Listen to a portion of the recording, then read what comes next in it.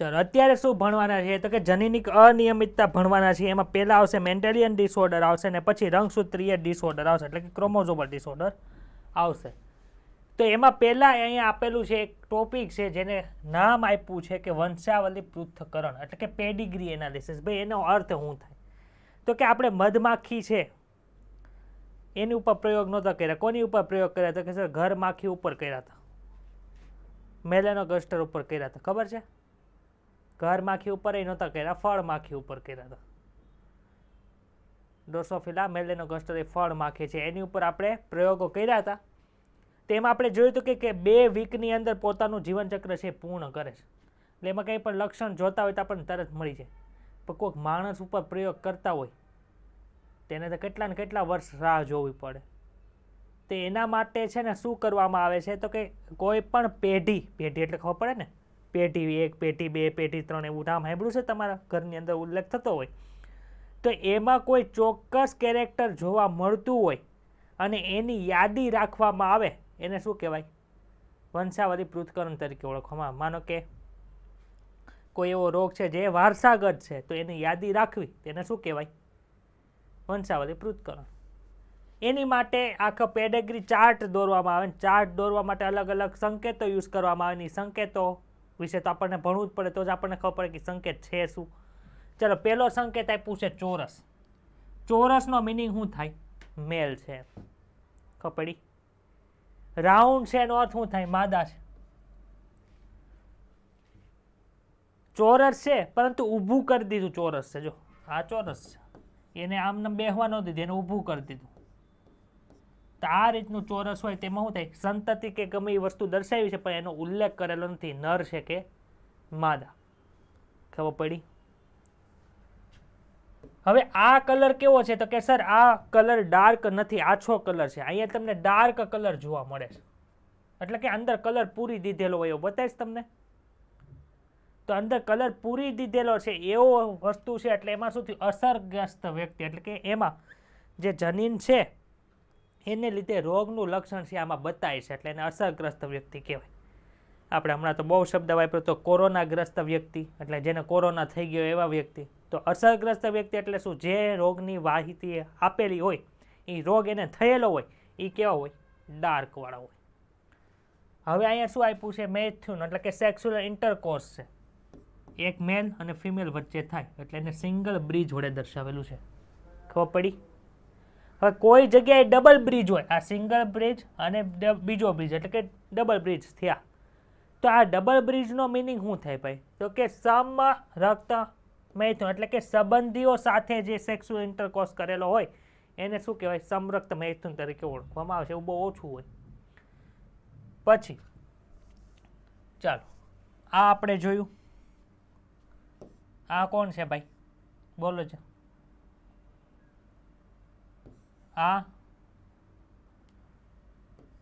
આ sexual intercourse થયો. Sexual ઇન્ટરકોર્સથી શું થાય ભાઈ? તો કે સર એના ત્યાં સંતતિનો જન્મ થાય. તો આની સંતતિ હોય એને અહીંયા દર્શાવવામાં આવે.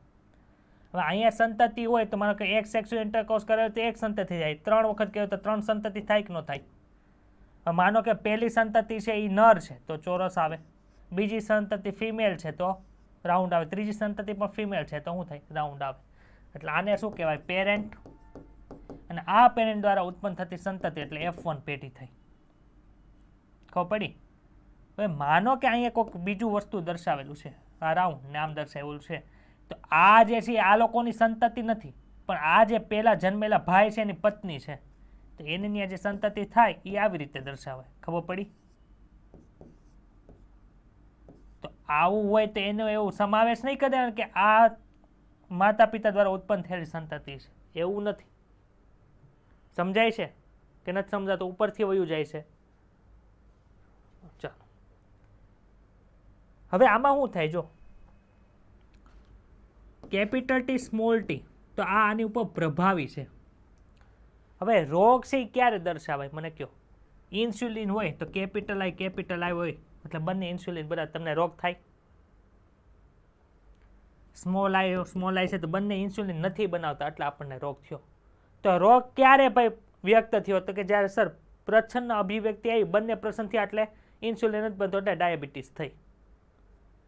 તો કેપિટલ આઈ ને સ્મોલ આઈમાં આપણને છે ઇન્સ્યુલિન બને છે એટલે ડાયાબિટીસ બતાતું નથી, પણ એની સંતતિને ડાયાબિટીસ તો આપી શકે ને. તો આવી વસ્તુ હોય કે જેનામાં રોગ નથી પણ એ એની પેઢીને રોગ આપી શકે છે, એને શું કહેવાય? વાહક તરીકે ઓળખવામાં આવે. શું કહેવાય? વાહક. પોતાને રોગ નથી પરંતુ એની સંતતિને રોગ આપી શકે, એને શું કહેવાય? વાહક તરીકે ઓળખવામાં. તો વાહકને કેવી રીતે દર્શાવે? તો કે વાહકને દર્શાવવા માટે આવી રીતે હોય. માનો કે નર છે એ વાહક હોય ને તો આ રીતે અડધું કે દર્શાવે, રોગ નથી પણ વાહક છે. ફિમેલ હોય તો વાહક આવી રીતે દર્શાવે. અથવા તો રાઉન્ડ એની વચ્ચે ડોટ હોય, ચોરસ એની વચ્ચે પણ ડોટ હોય, તો આ બધું શું દર્શાવે છે? વાહક છે. ડાર્ક હોય એટલે રોગીશ છે, ડાર્ક ન હોય તો રોગીશ નથી, નોર્મલ પર્સન છે. ખબર પડી જાય કે નથી ખબર પડતી? પણ આવું દર વખતે તમને આપેલું નહીં હોય. તમને જે આપ્યું હશે ને એમાં તો કા આ હશે કા આ હશે, એટલે આપણને ખબર પડી કે આને રોગ છે કે નથી, વાહક છે કે નહીં આપણે ગોતવાનું હોય. કેવી રીતે ગોતશું? હાવ ઇઝી છે, હું શીખવાડી દઈશ, ટેન્શન લેવાનું નથી. ચાલો, આ શું દર્શાવ્યું છે? પિતૃ ઉપર છે, આ ઉપર પિતૃ છે ભાઈ, અને સંતતિ નીચે છે, આ નીચે છે. ડાબીથી જમણી બાજુ જન્મ અનુસાર, ડાબા હોય એ પેલા જન્મેલા છે, જમણી બાજુ જઈએ છેલ્લે જન્મે. તો આમાં આ જે દંપતી છે એને પેલા પુત્ર આવેલી છે કે પુત્રી આવેલી છે? ખબર પડી જાય આવો પ્રશ્ન પૂછે તો? કઈ બહારનું છે? ડાયાગ્રામમાં આપ્યું છે. ચાલો, આમાં શું છે? આ જે સંતતિ છે, અરે સોરી, આ પિતૃ છે એને સંતતિ કોણ છે? નર છે કે માદા? નર, પણ ડાર્ક છે. એટલે કે નર શિશુ વાળા પિતૃ રોગથી પ્રભાવિત છે. એના પાસેથી પિતૃ પાસેથી શું આવ્યો છે? રોગ આવ્યો છે. હવે અહીંયા ઊભું ચોરસ એટલે સંતતિ છે પણ નર છે કે માદી દર્શાવેલું નથી. એની અંદર 5 લખ્યા છે. જો તો ડાર્ક છે કે આછું છે? તો કે સર આછું છે. એટલે કે 5 સંતતિ છે ને એ સામાન્ય છે, એમાં કોઈ રોગ જોવા મળતો નથી. આમાં કોઈને કઈ ડાઉટ હોય તો બોલો. ચલો, 2 મિનિટની અંદર આ પેરેગ્રાફ પૂરો થઈ જશે, કાંઈ નથી આમાં. માનવ સમાજમાં આનુવંશિક વિકાસ, વિકાર નહીં હો, વિકાર છે. વિકાર એટલે આનુવંશિક વિકૃતિ. વાત પહેલાના સમયથી ચાલી આવી છે. તેનો આધાર હતો કે કેટલાક કુટુંબમાં વિશિષ્ટ લક્ષણોની આનુવંશિકતા. મેન્ડલના કાર્યના પુનઃ સંશોધન પછી મનુષ્યમાં વારસાગત લક્ષણોના અનુકરણીય નમૂનાના પૃથ્થકરણની શરૂઆત થઈ. મેન્ડલે તો જે માહિતી આપી એ તો કોઈ સ્વીકાર્યું નથી 1965માં. પછી 1900ની અંદર જે આ કાર્યનું પુનઃ સંશોધન થયું 3 વૈજ્ઞાનિકો પછી, એમાં અમુક જે કુટુંબ હતા એમાં સ્પેશિયલ રોગ જોવા મળતા, એ બીજા જોવા નહોતા મળતા.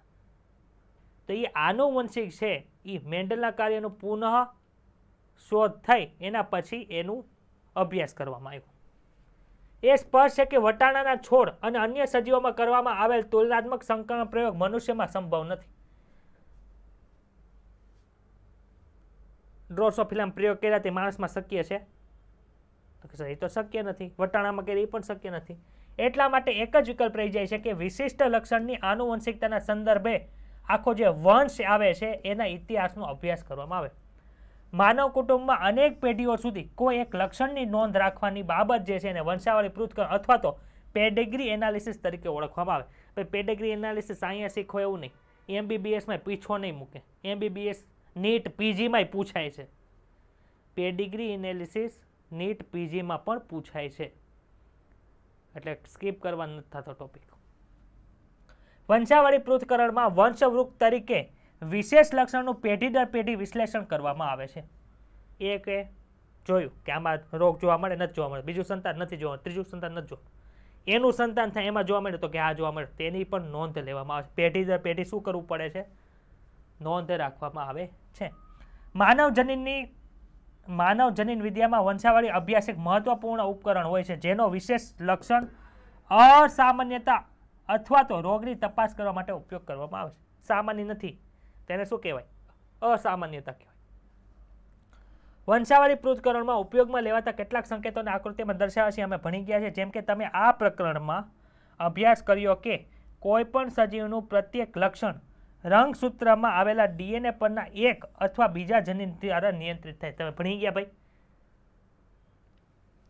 ડીએનએ આનુવંશિક માહિતીનું વાહક છે અને તે કોઈ પણ પરિવર્તન વગર એક પેઢીમાંથી બીજી પેઢીમાં સ્થળાંતરિત થાય છે. ઇન્સ્યુલિન બનવાની માહિતી તમારા માતા પાસે તમારી પાસે આવી, તમારામાં ડાયાબિટીસ છે, તો શું થયું? કોઈ પણ ફેરફાર થયા વગર તમારા માતા પિતા પાસેથી તમને એની માહિતી મળી. એવી બધા જનીનો હશે એની માહિતી તમારા માતા પિતા પાસેથી તમને મળે છે. એટલે કે કોઈ પણ માતા પિતા પાસેથી ડીએનએ છે રૂપાંતરણ થયા વગર આગળની પેઢીમાં આવે છે. ક્યારેક પરિવર્તન અથવા તો રૂપાંતરણ પણ થતા રહેતા હોય છે. આ પ્રકારના પરિવર્તનને વિકૃતિ કહેવાય છે. મનુષ્યમાં કેટલાક વિકાર એવા જોવા મળશે કે જેનો સંબંધ રંગસૂત્ર અથવા જનીનના પરિવર્તન પર હોય છે. ઇન્સ્યુલિન બનવાનું બંધ થઈ ગયું, શું કામે? વિકૃતિ આવી, મ્યુટેશન થઈ ગયું ઇન્સ્યુલિનના જનીનમાં. ખબર પડી? ચાલો હવે જોઈએ મેન્ડેલિયન અનિયમિતતા કે મેન્ડેલિયન ડિસઓર્ડર છે. તો મેન્ડેલિયન ડિસઓર્ડરની અંદર શું થાય? તો કે જનીનિક અનિયમિતતાને બે જૂથમાં મૂકી શકાય છે. કઈ કઈ છે? તો પહેલું છે મેન્ડેલિયન અનિયમિતતા અને બીજું છે રંગસૂત્રીય અનિયમિતતા. આપણને ખબર રંગસૂત્રની અંદર વધારો ઘટાડો થઈ, આખા સેટની અંદર વધારો ઘટાડો થઈ જાય તો રોગ જોવા મળે. અને બીજું કયું છે? મેન્ડેલિયન અનિયમિતતા, એટલે કે જે જનીન છે એની અંદર કાંઈ પણ ફેરફાર થઈ ગયો એના આધારે જે રોગ જોવા મળે એને શું કહેવાય? મેન્ડેલિયન અનિયમિતતા તરીકે ઓળખવામાં આવે. ડાઉટ કઈ? મેન્ડેલિયન અનિયમિતતા એ છે કે જેમાં કોઈ એક જનીનમાં રૂપાંતરણ થઈ ગયું અથવા તો વિકૃતિ થઈ. રૂપાંતરણને જ વિકૃતિ કહેવાય કે ન કહેવાય? એટલે અહીં અથવા લખ્યું છે. આ વિકાર એ જ ક્રિયાવિધિ દ્વારા સંતતિમાં ઉતરે છે જેનો અભ્યાસ આનુવંશિકતાના સિદ્ધાંતોમાં કરવામાં આવ્યો હતો. જો વિકૃતિ હોય ને બે રીતે થાય.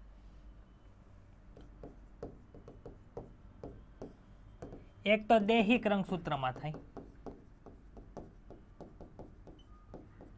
એક ક્યાં થાય? લિંગી રંગસૂત્રમાં થાય. દૈહિક રંગસૂત્રની અંદર કોઈ પણ વિકૃતિ થઈ હોય ને તો ઈ વ્યક્તિ પૂરતી જ વારસાગત થાય ને. પરંતુ લિંગી રંગસૂત્રની અંદર કોઈ પણ જાતની થાય, એટલે કે લિંગી કોષોની અંદર કાંઈ વિકૃતિ થઈ ગઈ તે બે ઇફેક્ટ પાડે કે જનન કોષોને ઉત્પાદિત થવા દેશે નહીં, એટલે સુધી વિકૃતિ પોગી ગઈ હોય, અથવા તો જનન કોષોને ઉત્પાદિત થવા દેશે. ભાઈ આમાં જનન કોષોને ઉત્પાદિત થવા દેશે જ નહીં તો જનન કોષો બનશે જ નહીં, એટલે એના સંતાતો જ ઉત્પન્ન નહીં થાય તો એને વિકૃતિ થાય નહીં. એટલે આ વિકૃતિ વારસાગત ન હોય. પણ એવી વિકૃતિ કે જેમાં જનન કોષો ઉત્પાદિત થાય છે એટલે એના જનન કોષોની અંદર વિકૃતિ ગઈ, જનન કોષોની અંદર વિકૃતિ ગઈ એટલે એમાંથી ફલિતાંડ બનશે, એમાં વિકૃતિ ગઈ એટલે એનો જે સંતતિ બની, એનો જે ભ્રૂણ બન્યો એમાં વિકૃતિ વારસાગત થાય છે. ખબર પડી? એટલે દૈહિક કોષોમાં અને લિંગી કોષોમાં વિકૃતિ થાય છે. ખબર પડી? ડાઉટ હોય તો બોલો. આ પ્રકારની મેન્ડેલિયન અનિયમિતતાઓની આનુવંશિકતાના ઉદાહરણોને કોઈ કુટુંબમાં વંશાવળીના પૃથ્થકરણ દ્વારા શોધી શકાય છે. મેન્ડેલિયન વિકારોમાં સૌથી સામાન્ય ઉદાહરણ પહેલું કયું છે ભાઈ? હિમોફિલિયા. બીજું કયું છે? Cystic fibrosis. ફાઇબ્રોસિસ એટલે શું? ફાઇબ્રોસિસની ક્રિયા જો થાય, તમને કંઈક વાગ્યું હોય ત્યાં પછી રૂજ આવે તો કેવું થાય? જાડું જાડું થઈએ ને થોડુંક, એને શું કહેવાય? ફાઇબ્રોસિસ કહેવાય. એક વ્યક્તિ કે એક માતા છે જેને નોર્મલ ડિલિવરી નથી થતી, એનું સિઝેરિયન કરીને ઓપરેશન કરીને બાળક લીધું હોય ને, એ એના પછી ક્યારેય નોર્મલ ડિલિવરી કરી શકે નહીં. શું કામે? તો કે આપણને ખબર છે ગર્ભાશય ઉપર ચેકો મૂકશું, ગર્ભાશય ઉપર ચેકો મૂકીને બાળકને બહાર કાઢશું, પછી ગર્ભાશય ઉપર ટાંકા લેશું, એટલે ત્યાં શું થયું? ફાઇબ્રોસિસ થઈ ગયું. હવે ફાઇબ્રોસિસ થાય અને બીજી ડિલિવરી વખતે જ્યારે ગર્ભાશયનું સંકોચન થાય ત્યાંથી ગર્ભાશય ફાટી જાય તો, જ્યાં ટાંકા લીધા હતા ત્યાંથી, કેમ કે ફાઇબ્રોસિસ થઈ ગયો એટલે ત્યાં સંકોચન થાય ત્યાંથી તૂટવાની સંભાવના રહી ને. એટલે બીજી ડિલિવરી વખતે પણ એમાં શું થાય? સિઝેરિયનનું ઓપરેશન કરવામાં આવે. યા સિસ્ટિક ફાઇબ્રોસિસ આવ્યો એટલે મને યાદ આવ્યું એટલે મેં તમને કહી દીધું. ત્રીજું કોણ છે? સિકલ સેલ એનેમિયા ભણવાના છે, રંગહંતા ભણવાની છે, ફિનાઇલકેટોન્યુરિયા ભણવાનું છે, થેલેસેમિયા ભણવાનું છે, સિસ્ટિક ફાઇબ્રોસિસ આમાં આપેલું નથી, ખાલી નામ આપ્યું છે એટલે યાદ રાખજો. સિસ્ટિક ફાઇબ્રોસિસ નીચેનામાંથી શેમાં જોવા મળે? મેન્ડેલિયન અનિયમિતતા, રંગસૂત્રીય અનિયમિતતા, આપેલ તમામ કે એક પણ નહીં? મેન્ડેલિયન અનિયમિતતા આવશે. અહીં એ પણ બતાવવું જરૂરી છે કે મેન્ડેલિયન અનિયમિતતાઓ પ્રભાવી પણ હોય ને પ્રચ્છન્ન પણ હોય. આપણે હમણાં રોગ ભણ્યા હતા કે સ્મોલ આઈ થઈએ તો ડાયાબિટીસ થાય, પરંતુ અમુક એવું હોય પ્રભાવી હોય તોય રોગ કરે. રોગકારક છે એ પ્રભાવી હોય શકે ને પ્રચ્છન્ન હોઈ શકે. આપણે ભણશું, આમાં એક એક્ઝામ્પલ તમને આપેલું છે. જેમ કે હિમોફિલિયામાં જોવા મળે છે તે મુજબ આ લક્ષણ લિંગ સંકલિત પણ હોઈ શકે છે. ભાઈ આપણે રંગસૂત્ર કેટલા હોય? 23 જોડી હોય, એમાંથી 22 જોડ દૈહિક હોય, એક જોડ લિંગી. જો નર હોય તો XY, ફિમેલ હોય તો XX હોય ને, આવું તો ખબર જ છે ને બધાને. તો આ રંગસૂત્રમાં કંઈક ખામી થઈ ગઈ હોય તે કેવું હોય? દૈહિક. દૈહિક રંગસૂત્ર ઉપર કઈ ફેરફાર છે એને લીધે રોગ થયા, તેને શું કહેવાય? દૈહિક રોગ કહેવાય. લિંગી રંગસૂત્ર ઉપર કોઈ પણ માહિતી આવેલી છે એમાં રોગ થાય, એને લીધે રોગ થાય, તેને શું કહેવાય? લિંગ સંકલિત ખામી. હમણાં આવશે, બધાને એક્ઝામ્પલ યાદ રાખવાના છે. એટલે હિમોફિલિયા છે એ કેવું છે ભાઈ? લિંગ સંકલિત. એટલે કે હિમોફિલિયા માટે જે જવાબદાર જનીન છે ક્યાં હોય? લિંગી રંગસૂત્ર પર હોય. એ સુસ્પષ્ટ છે કે એક સંલગ્ન પ્રચ્છન્ન લક્ષણ વાહક માદામાંથી નર સંતતિને પ્રાપ્ત થાય છે. આ ભણાવીશ, આ લાઈન યાદ રાખજો, છેલ્લે હમણાં ભણાવીશ, તમને સમજાઈ જશે, કંઈ યાદ રાખવા જેવું જ નથી. એના આધારે એક MCQ મારે કરાવવાનો છે, આમાં નથી મળ્યો પણ હું લખીને કરાવી દઈશ. એટલે મને યાદ કરાવજો કે સર તમે એક MCQ કરાવવાના હતા, લેક્ચર પૂરો થઈને ત્યારે. આ વંશાવળીનો નમૂનો આકૃતિમાં પ્રભાવી અને પ્રચ્છન્ન લક્ષણ દ્વારા દર્શાવવામાં આવે છે. તમારા શિક્ષકો સાથે ચર્ચા કરો અને દૈહિક અને લિંગી રંગસૂત્રો સંલગ્ન લક્ષણોવાળા વંશાવળી પૃથ્થકરણનો ચાર્ટ બનાવો. આ આપેલું છે ને, આ છેલ્લે આપણે હમણાં ડાયાગ્રામ દોરશું ને ત્યારે આ કરશું. છેલ્લા ક્વેશ્ચનની અંદર પહેલો ચાર્ટ મેં આ મૂકેલો છે. એટલે અત્યારે કોઈ પણ જાતની ચર્ચા આની કરતા નથી. ચાલો, પેલું કોણ આવ્યું? Mendelian disorder. કોણ છે ભાઈ? જો તો પેલો રોગ રંગહંતા એટલે શું થાય? તો કે આપણે જો કલર વસ્તુ જોઈ શકીએ. આ કેવો કલર છે? તો કે સર કાળો કલર, એની ઉપર સફેદ કલર. અહીંયા કેવા કલરથી લખ્યું? લાલ કલરથી લખ્યું. બતાય તમને લાલ કલરથી લખેલું છે. તો રંગહંતા જેને હોય ને, રંગહંતા જેને હોય ને એને શું થાય? તો કે સર એને રંગ પારખી શકવાની ક્ષમતા છે એ વહી જાય. રંગ કેમ નથી ખબર પડતા? તો કે સર આપણે આંખનો કટ કરી હતી, એમાં 3 પ્રકારના લેયર હતા, એમાં સૌથી અંદરનું લેયર હતું એને રેટિના કીધું હતું, એમાં 2 પ્રકારના કોષો હતા, શંકુ અને દંડ કોષો. દંડ કોષો છે એ વ્હાઇટ વિઝન માટે જવાબદાર હતા, અને શંકુ કોષો છે એ કલર વિઝન માટે હતા. એમાં 3 પ્રકારના શંકુ કોષો હતા, એમાં શું હતું? કલર પિગમેન્ટ આવેલા હતા. યાદ આવે છે? એ કલર પિગમેન્ટ બનાવતું હતું કોણ? તો કે સર જનીન જ બનાવે ને, બીજું કોણ બનાવે? તે કલર પિગમેન્ટ બનાવવા માટેના જનીનની અંદર કાંઈ પણ ખોટ ખાપણ રહી ગઈ, તે કલર પિગમેન્ટ બને નહીં, આપણને કલર વિઝન બતાવી નહીં. ખબર પડી? એટલે આ શું છે? રંગહંતા છે. એક આપણે ભણી ગયા રતાંધણાપણું, એને ઇંગ્લિશમાં શું કહેતા હતા? નાઇટ વિઝન કીધું તું. શું કીધું તું? યાદ કરો, મને નથી ખબર. હા, એ નાઇટ વિઝન માટે દંડ કોષો જવાબદાર છે, પરંતુ રતાંધણાપણાને શું કીધું તું? કોને યાદ છે? રતાંધણાપણું. રતાંધણાપણાની અંદર શું થતું હતું કે સર રાત્રે દેખાતું નથી. એને કહેવાય શું? યાદ કરો. ચાલો, સ્લીપિંગ સિકનેસ તો એનું નહોતું કહેવાય. સ્લીપિંગ સિકનેસ તો આપણે બીજા ચેપ્ટરમાં ભણ્યા હતા. એને ઊંઘ નહોતી આવતી, પણ રાતે બતાતું નથી. રાતે ગાડી લઈને નીકળો હોય ને તો સામે હું કંઈ બતાય જ નહીં, ભટકાય કોકની હારે. એને રતાંધણાપણું કહેવાય. બ્લાઇન્ડનેસ કહેવાતું, પણ કેવી બ્લાઇન્ડનેસ? યાદ કરો, મને યાદ નથી આવતું, તમારે યાદ કરવાનું છે. કરો કરો, હાલો જલ્દી કરો. મગજ દોડાવો 21મું ચેપ્ટર.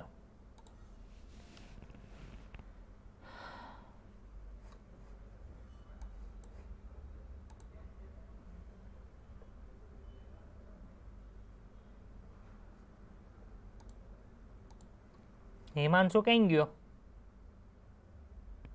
બુક ગોતવા વયો ગયો હશે.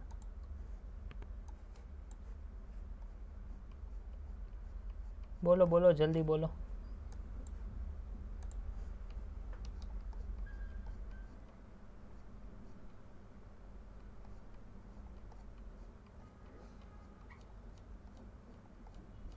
હિમાંશુ બુકમાં જોતવા જવાનું નથી કીધું મેં.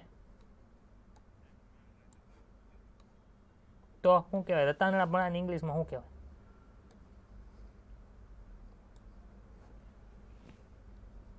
નાઇટ બ્લાઇન્ડનેસ કહેવાય. હું નથી યાદ. તું નાઇટ વિઝન બોલી હતી.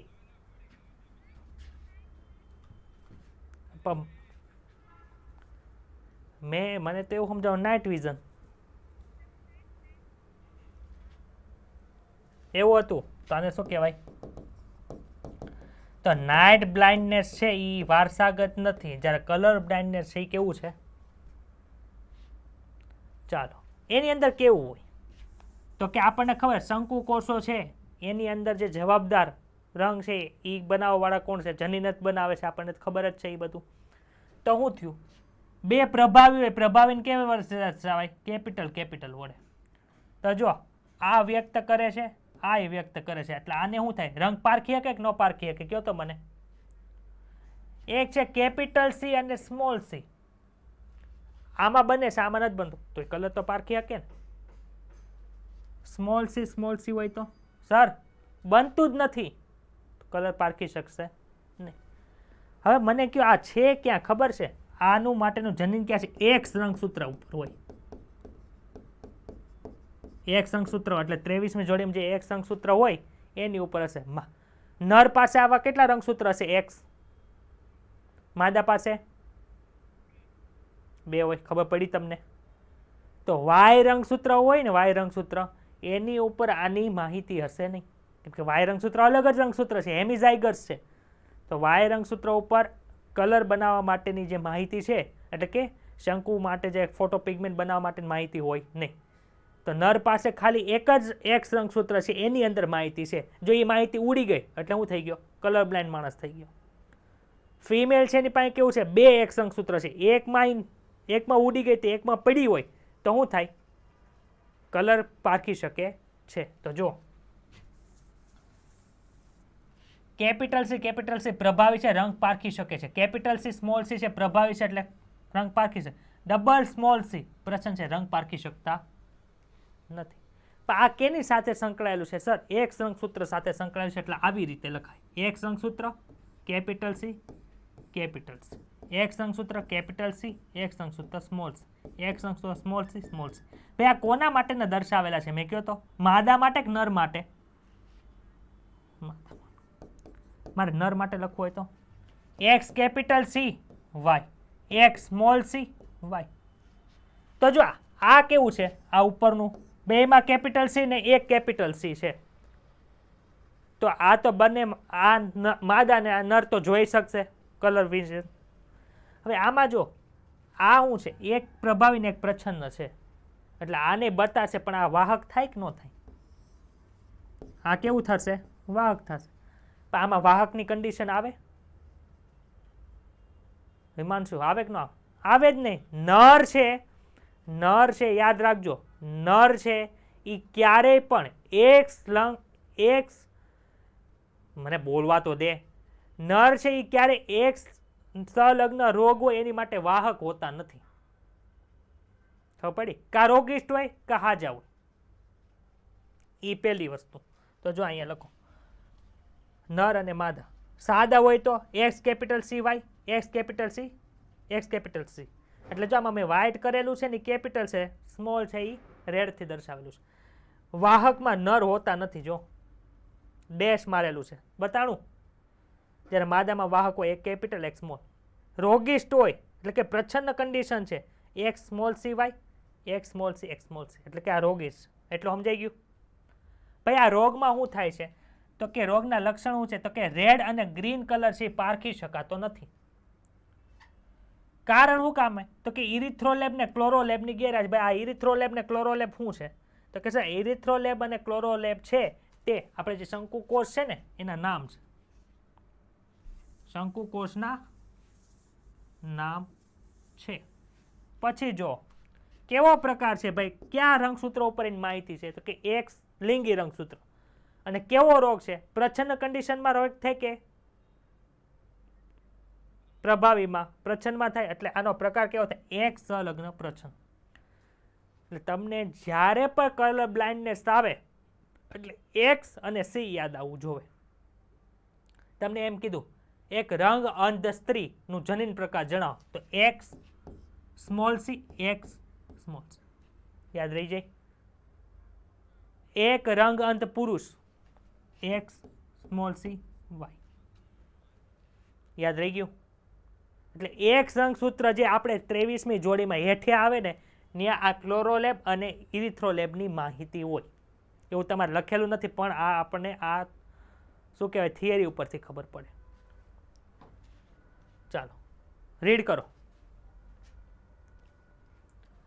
આ લિંગ સંલગ્ન પ્રચ્છન્ન જનીનની ખામી છે જે લાલ અથવા લીલા રંગના આંખના શંકુકોષોની ખામી છે જેના પરિણામે લાલ અને લીલો રંગ વચ્ચે પારખવામાં મુશ્કેલી સર્જાય છે. આ ખામી એક રંગસૂત્ર ઉપર હાજર કેટલાક જનીનોની વિકૃતિને કારણે થાય છે.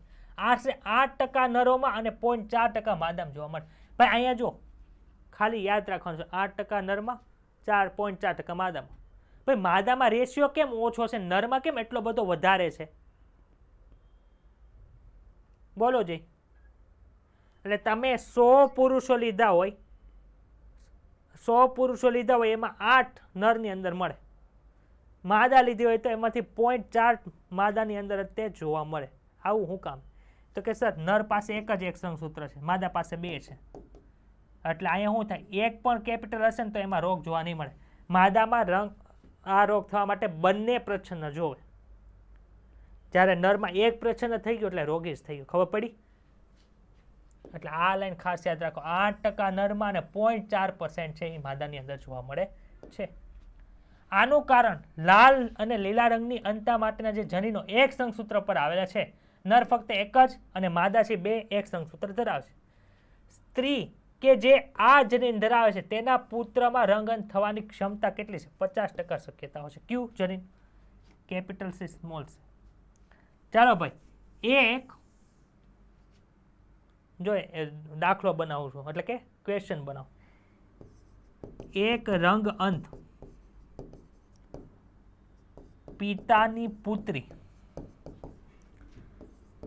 સામાન્ય પુરુષ સાથે લગ્ન કરે છે તો તેના સંતાનો કેટલા ટકા રંગ અંધ હશે? સમજાણો કે ન સમજાણો ક્વેશ્ચન?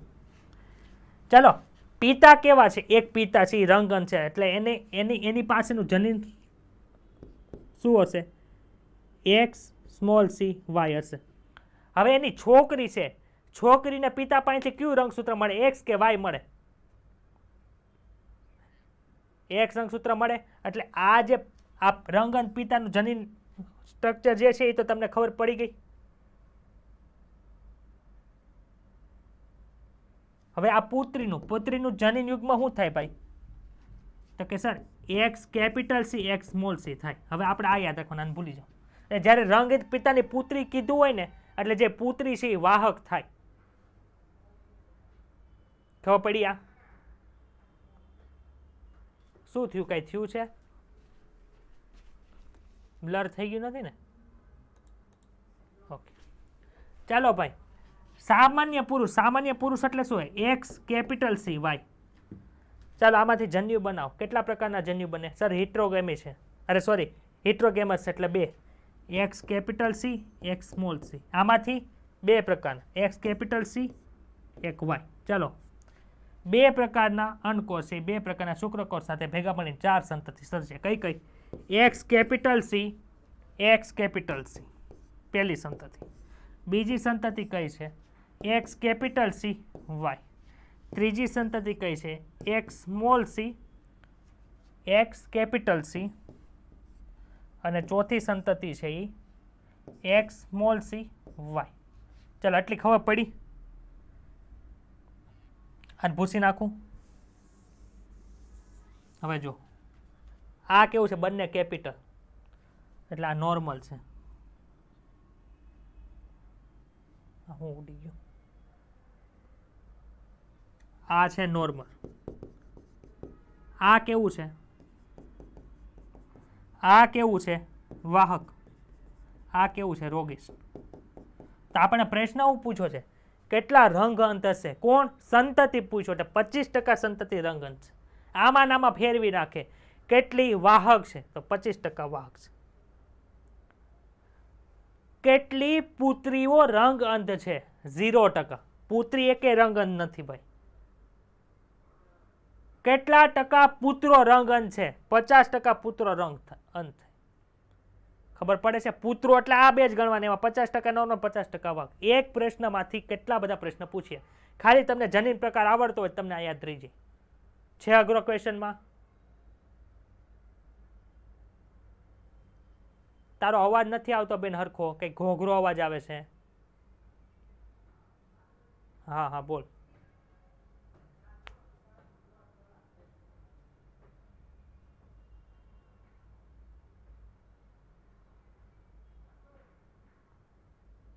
કોણ કોણ?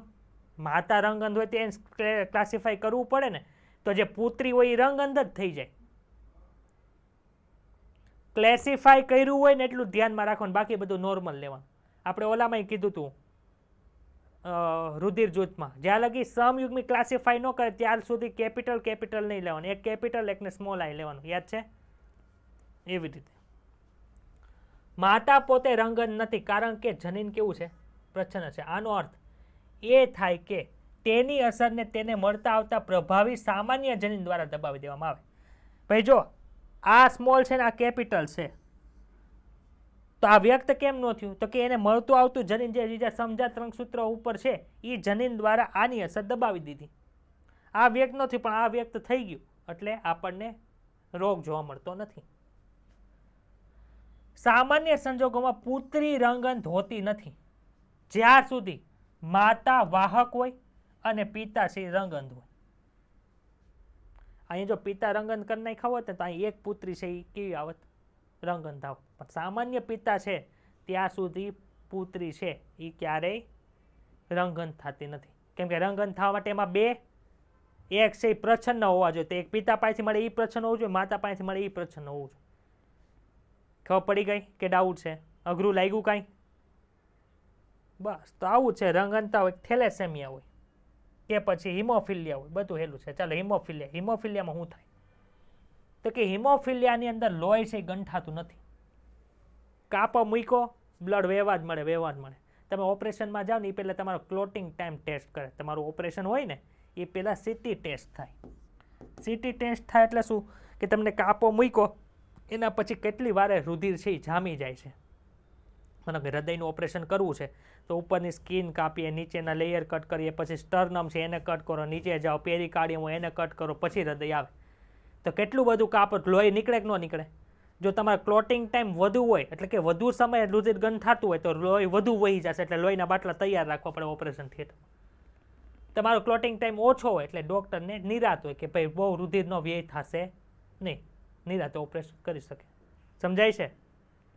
તો હિમોફિલિયાની અંદર શું થાય ભાઈ? રુધિર નથી ગંઠાતું. શું કામ નથી ગંઠાતું? તો કે તમારે જૂના સિલેબસની અંદર રુધિર ગંઠાવવા માટે જે ફાઇબ્રિનોજનમાંથી ફાઇબ્રિન બનવાની જે પ્રોસેસ છે ને, આપણે ખાલી થોડીક 3 સ્ટેપમાં ઉડાડી દીધી હતી, કેમ કે ટેક્સ્ટ બુકમાં 3 સ્ટેપ છે, એટલે બીજું કંઈ આઉટ ઓફ એનસીઆરટી કરવાની જરૂર નથી. પણ એ 12 જે અલગ અલગ જે કારકો હોય એમાં 8મા નંબરનું કારક છે ને એ કયું છે? એન્ટી હિમોફિલિક ફેક્ટર છે. એ આ હિમોફિલિયાના જે દર્દી હોય ને એમાં એ બનતું નથી. ભાઈ એન્ટી હિમોફિલિક ફેક્ટર માટેનું જનીન હોય ક્યાં? તો કે એક્સ રંગસૂત્ર ઉપર છે. જો નોર્મલ હશે તો શું થાય? AHF બનશે અને રુધિર ગંઠાઈ જાય જ્યારે કાપો પડશે ત્યારે. પરંતુ પ્રચ્છન્ન થઈ જાય ત્યારે શું થાય? સર AHF બનતું જ નથી. ઓલી આપણે પ્રોસેસ mRNA વાળી યાદ આવે છે ને? પ્રચ્છન્ન થઈ એટલે AHF બને જ નહીં તો રુધિર ગંઠાય નહીં. અને જ્યારે બંને કન્ડિશન પ્રચ્છન્ન ન હોય ત્યારે શું થાય? રુધિર ગંઠાતું નથી. ક્લિયર થયું? ચાલો, આ ડબલ H છે એનો મતલબ શું છે? એ પ્રભાવી છે. એક H છે ને એક સ્મોલ h છે એટલે એક નથી બનતું, એક બને છે એટલે એ પણ કેવું કહે? પ્રભાવી. સ્મોલ h છે એટલે પ્રચ્છન્ન. તો આને કેવી રીતે લખાય? XH માદા માટે રોગીશ નથી. આ વાહક છે. કોનું માઇક શરૂ છે? Small h રોગિસ્ટ. નર માટે શું થાય? તો કે sir X capital H Y આ સામાન્ય, X સ્મોલ h Y રોગિસ્ટ. આમાં વાહક આવે નહીં. શું કામ? એક સંલગ્ન જનીન છે એટલે એને એક જ રંગસૂત્ર આપણે હોય, એક રંગસૂત્ર. સમજાઈ ગયું? ચાલો, થોડુંક આઉટ ઓફ NCERT જોઈએ. હિમોફિલિયાના ઘણા બધા પ્રકાર હોય છે. એમાંથી આપણે જે આપ્યું છે ને કે જેમાં 8મું કારક બનતું નથી, એ કેના રંગસૂત્ર ઉપર હોય છે? લિંગી રંગસૂત્ર ઉપર હોય. હિમોફિલિયા બી છે એ 9મા કારક માટેથી થાય. એમાં પણ કયું રંગસૂત્ર જવાબદાર છે? લિંગી રંગસૂત્ર જવાબદાર છે. હિમોફિલિયા સી છે એ 11મા કારકથી થાય. એના માટે જવાબદાર જનીન છે એ દૈહિક રંગસૂત્ર ઉપર હોય. વાંચવું હોય તો વાંચો, જવા દેવું હોય જવા દેજો. હિમોફિલિયાના પ્રકાર છે ની કઈ કઈ જગ્યાએ હોય એટલે તમને ઘણી વખત પૂછી શકે નીચેનામાંથી કયો હિમોફિલિયાનો પ્રકાર છે જે એક રંગસૂત્ર ઉપર એનું જનીન ધરાવતો નથી? હિમોફિલિયા A, B, C અને આપેલ તમામ. હિમોફિલિયા C આવે કેમ કે એ દૈહિક રંગસૂત્ર ઉપર એનું જનીન છે એટલે. ખબર પડી? કેમ કે આપણે 12 કારકો છે, 12 કારકોમાંથી એક કારક નહીં હોય તો શું થઈ ગયું? રુધિર નહીં ગંઠાય. રુધિર નહીં ગંઠાય તો એ કયો કારક ન થાય એ જોવું પડે ને એના આધારે હિમોફિલિયાના પ્રકાર પડે. ક્લિયર થયું? ડાઉટ છે આમાં કાંઈ? ચાલો રીડ કરો. આ લિંગ સંકલિત પ્રચ્છન્ન રોગ છે. યાદ રાખજો, લિંગ સંકલિત પ્રચ્છન્ન એટલે યાદ આવી જાવ એક સંસૂત્ર ઉપર હોય. વ્યાપક અભ્યાસ થઈ ચૂક્યો છે જેમાં સામાન્ય વાહક માદાથી અમુક નર સંતતિમાં રોગનો ફેલાવો થાય. ભાઈ માદા શું કામ આ રોગનો ફેલાવો કરે? એક લિંગ સંકલિત રંગસૂત્ર પર આવેલા રોગો માતા તરફથી જ શું કામે નર પાસે જાય? નર સંતતિ પાસે જાય. તો કે સર નર હોય, નર એમાં માતા કયું રંગસૂત્ર આપે ભાઈ અને પિતા કયું રંગસૂત્ર આપે? એક રંગસૂત્ર. પિતા Y રંગસૂત્ર આપે તો જ આ નર બને. તો આ જે ખામી છે કોને લીધે થાય છે? એક રંગસૂત્રને લીધે કે Y રંગસૂત્રને લીધે? તો જેને ખામીવાળો વ્યક્તિ હોય એને એક રંગસૂત્ર ખામીવાળું કોની પાસેથી મળે? માતા પાસેથી મળે કે પિતા પાસેથી મળે? માતા પાસેથી. આથી લિંગ સંકલિત જે રોગ છે એમાં જે નર સંતતિમાં આવે છે એ માટે જવાબદાર કોણ છે? માતા હોય છે. વાહક માદાથી અમુક નર સંતતિમાં રોગનો ફેલાવો થાય છે. આ રોગ રુધિર ગંઠાવાની ક્રિયા સાથે સંબંધિત છે જેમાં એકલ પ્રોટીન અસરગત હોય. આ પ્રોટીન એક પ્રોટીનની શૃંખલાનો અંશ માત્ર હોય. આપણે આખી જે પ્રોસેસ હોય ને કાસ્કેડ પ્રોસેસ કીધું તો યાદ છે ને? આ થાય પછી આ થાય, આ પછી આ થાય. તેમાંથી ખાલી એક જ જગ્યાએ એનો ઉપયોગ હોય પણ એ ન હોય તો આખી પ્રોસેસ પાછળની થાય નહીં. એના કારણે અસરગ્રસ્ત વ્યક્તિના શરીરમાં નાનો ઘા પડવાથી પણ રુધિરનું નીકળવાનું બંધ થતું નથી. વિષમયુગ્મી પરિસ્થિતિ છે એ હિમોફિલિયાના રોગ પુત્રમાં વહન પામે છે. વિષમયુગ્મી પરિસ્થિતિ એટલે ખબર પડી? એક કેપિટલ એક સ્મોલ. એમાં રોગ ન હોય પણ તે રોગના વાહક હોય. એક રાણીનું નામ આવશે અહીંયા. માદાની રોગગ્રસ્ત હોવાની સંભાવના નહીવત હોય છે. શું કામ ભાઈ નહીવત હોય? તેની માટે રોગગ્રસ્ત પિતા જોવે અને વાહક માતા જોવે તો થાય. હવે મને તમે કહો રોગગ્રસ્ત પિતા ક્યારે થાય? હવે માનો કે નાના ઉંમરમાં પડ્યા, તમે એ બધા પડ્યા હશો ને વાયગાડ્યો હશે ને લોહી નીકળ્યું હશે તો હિમોફિલિક પિતા હોય એમાં શું થાય ભાઈ? પિતા બનવાની ઉંમર સુધી જીવી શકે? કે સર નાનો એવો ઘા પડ્યો તો બરોબર ટ્રીટમેન્ટ ન મળી તો માણસ મરી જાય. એટલે પિતા બની પહેલાં જ ઉકળી ગયો હોય. ખબર પડી? એટલે માદાની રોગગ્રસ્ત થવાની સંભાવના કેવી હોય છે? નહીવત હોય છે. કારણ કે આ પ્રકારની માતા વાહક અને પિતા હિમોફિલિક હોવા જરૂરી છે જે વધુ ઉંમર સુધી જીવિત નથી રહેતા. ખબર પડી? રાણી વિક્ટોરિયા એના જે કુટુંબની વંશાવળીમાં અભ્યાસ કરો તો આવા અનેક હિમોફિલિક વારસો ધરાવતા સંતાનો જોવા મળે. શું કામે ભાઈ? તો કે રાણી છે આ રોગના વાહક હતા, એટલે કે એનું XH જનીન પ્રકાર હશે. ક્લિયર થઈ ગયું? આપણે હમણાં ઓલામાં જેવો ક્વેશ્ચન જોયો તો એવો ક્વેશ્ચન આમાંય બની શકે, પણ ફરક શું આવે? ઓલામાં આપણે XC લખતા, આમાં XH લખવાનું થાય. ચાલો, sickle cell anemia. Sickle cell એનેમિયામાં થોડુંક છે આપણે વધારે યાદ રાખવાનું થાય છે. તો કે સિકલ સેલ એનેમિયાની અંદર થાય શું ભાઈ? તો કે સિકલ સેલ એનેમિયામાં ભાઈ આપણા રંગસૂત્ર આરબીસી કહેવાય સર, આવા ગોળાકાર હોય ને દ્વિઅંતર ગોળ હોય કે ન હોય? શું કામે બાયકન કે શું કામ જોવા મળે? સર ઓક્સિજન લઈને જવાનું છે એટલે જગ્યા તો રાખવી પડે. ન્યુક્લિયસને ઉડાડી દે છે આ લોકો તો. પરંતુ જેને સિકલ સેલ એનેમિયા હોય એમાં તે આરબીસી આવા જ જોવા મળે, પરંતુ જ્યારે ઓક્સિજનની ખામી, એના ઓક્સિજનની કમી સર્જાય ને આજુબાજુમાં, ત્યારે આ આરબીસી એ આવા દાંતડા આકારના થઈ જાય. દાંતડાને ઇંગ્લિશમાં સિકલ કહેવાય, સિકલ શેપ. આથી શું કહેવાય? આને સિકલ સેલ એનિમિયા તરીકે ઓળખવામાં આવે. ભાઈ આવું શું કામે થાય? જો આની માટે જવાબદાર જનીન છે એ X રંગસૂત્ર ઉપર નથી, એટલે આ કેવી ખામી કહેવાય? દૈહિક ખામી કહેવાય. HbA હિમોગ્લોબિન ઉપર AA દર્શાવેલું છે, એ પ્રભાવી છે. એટલે આની અંદર છે શું જોવા મળે છે? તો કે સર આની અંદર નોર્મલ આરબીસી હશે. HbS છે એ કેવું છે? તો કે સર પ્રચ્છન્ન છે, એટલે એના બધા કોષો કેવા હશે? આવા, એટલે જીવી શકે નહીં. પરંતુ HbA અને HbS કેવું છે? પ્રભાવી છે. કે અપૂર્ણ પ્રભાવી છે કે સપ્રભાવી? ભાઈ સપ્રભાવી. શું કામે? તો કે આ નોર્મલ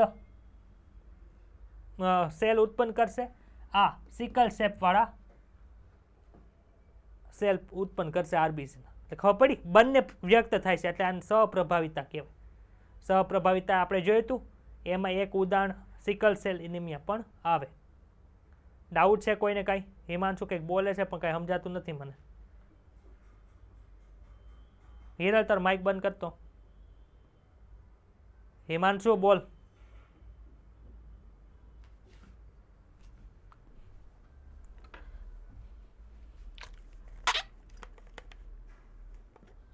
તારી જ વાટ જોઈને 1 મિનિટથી ઊભો છું, બોલ તો ખરી કંઈક.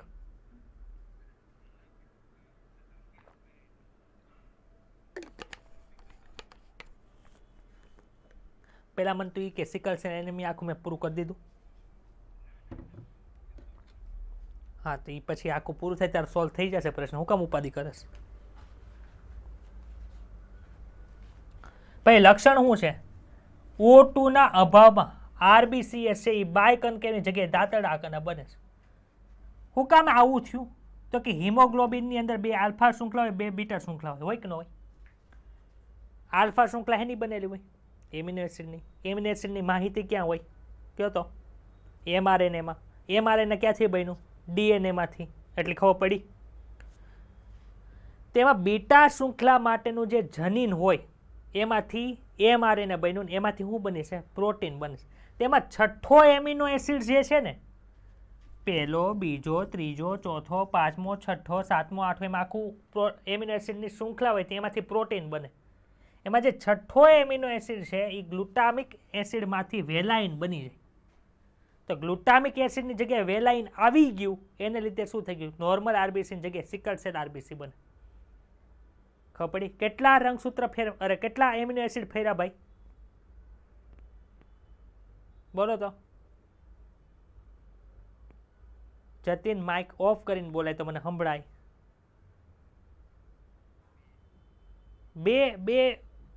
બે હતો નોર્મલ કોણ હોય? ગ્લુટામિક એસિડ હોય. એની જગ્યાએ આવ્યો કોણ? એની જગ્યાએ આવ્યું કોણ? વેલાઇન આવી ગયું. હવે તમે આની પછીના ચેપ્ટરની અંદર ગ્લુટામિક એસિડ માટેના જે જનીન સંકેત છે એ જોશો, અને વેલાઇન માટેના જે જનીન સંકેત જોશો ને, તો 3 કોડોનનું બનેલું હોય. ખબર છે? ત્રિઅક્ષરીય હોય. એમાંથી એક નાઇટ્રોજન, એક ન્યુક્લિયોટાઇડ ફરી જાય ને એટલે ગ્લુટામિક એસિડ જગ્યાએ વેલાઇન આવી ગયો. કેટલી સ્પેસિફિક રીતે કામ થાય? તમને સિકલ સેલ એનિમિયા છે કોઈને? તો કે સર અમને તો કોઈ નથી. તો આપણી શરીરની અંદર કેટલી સ્પેસિફિક રીતથી બધી વસ્તુ બને છે, પ્રોટીન બધા જોજો.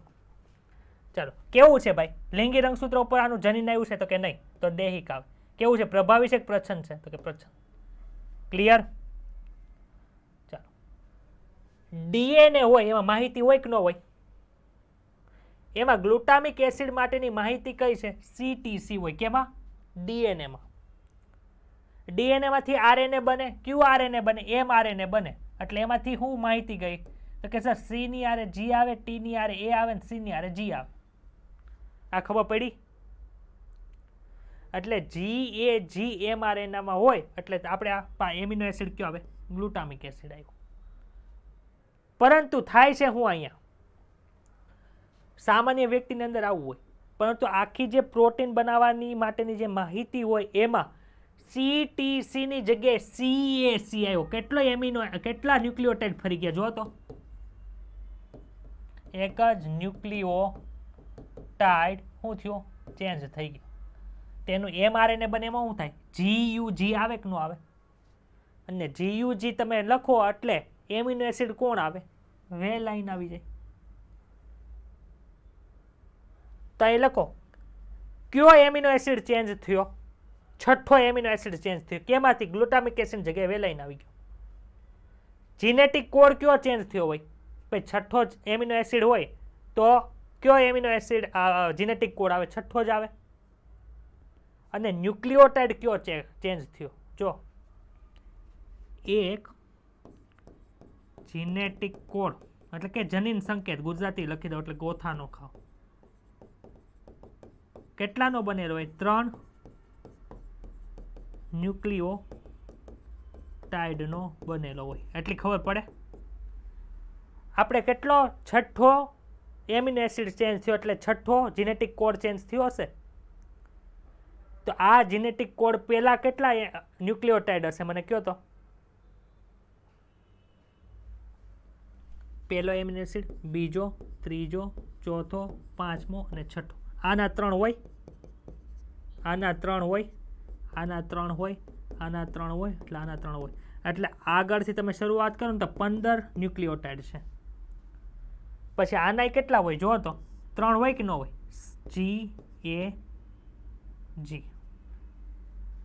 તો કયો ન્યુક્લિયોટાઇડ ચેન્જ થઈ જઈશ ભાઈ? આ 15, આ 16, 17મો ન્યુક્લિયોટાઇડ ચેન્જ થયો. પ્રશ્ન પૂછે કે ન પૂછે ડાયાગ્રામ ઉપરથી? તો છઠ્ઠો એમિનો એસિડ ચેન્જ થઈ ગયો.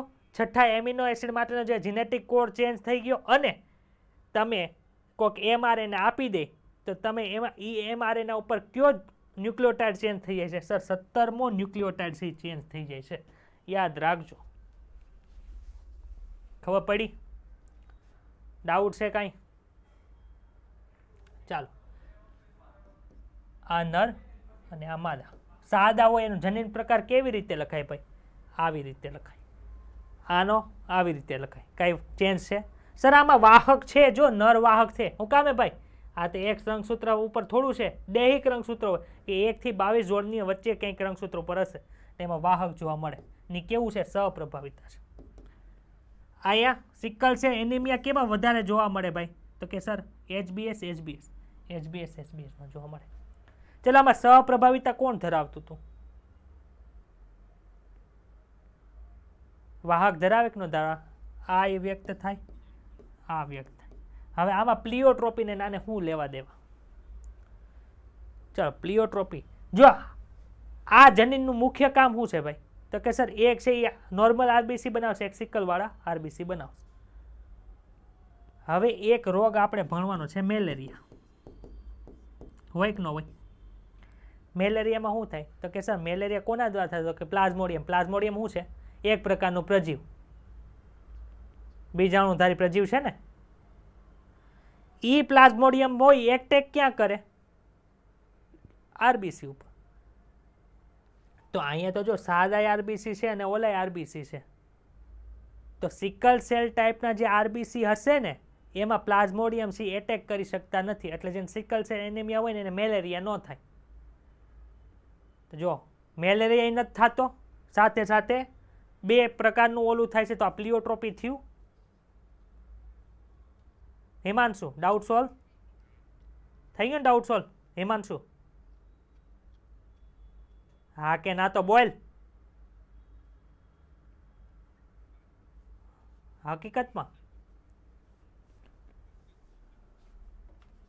શું હતો પ્રશ્ન? હે ધીમે ધીમે બોલ, વેલોસિટી ઓછી રાખવી શબ્દની.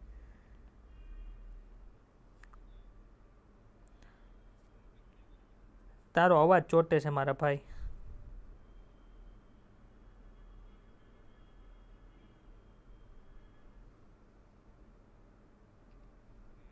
હા હવે આવ્યો.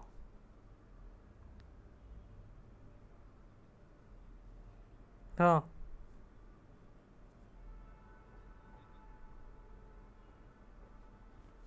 એક જ જનીન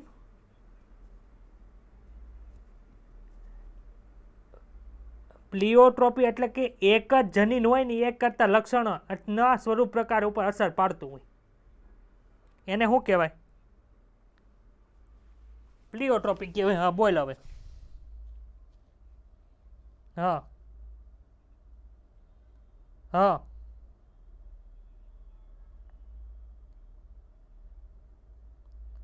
તે એક જનીન વિકૃતિ એટલે જનીન કેનું નહોતું તારી પાસે? કયું ઉત્સેચક હતો? તે એક જ જનીન વિકૃતિ નો થઈ?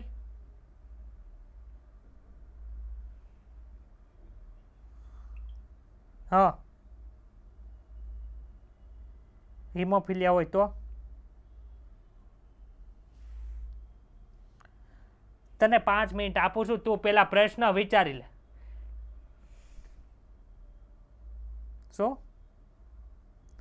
એક તો તારું નેટ હરખું હાલતું નથી.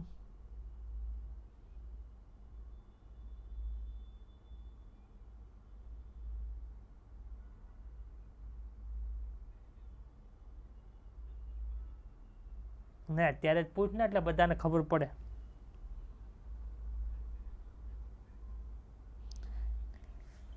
તારે પ્રશ્ન જ વિચારવો પડશે એવું છે ને?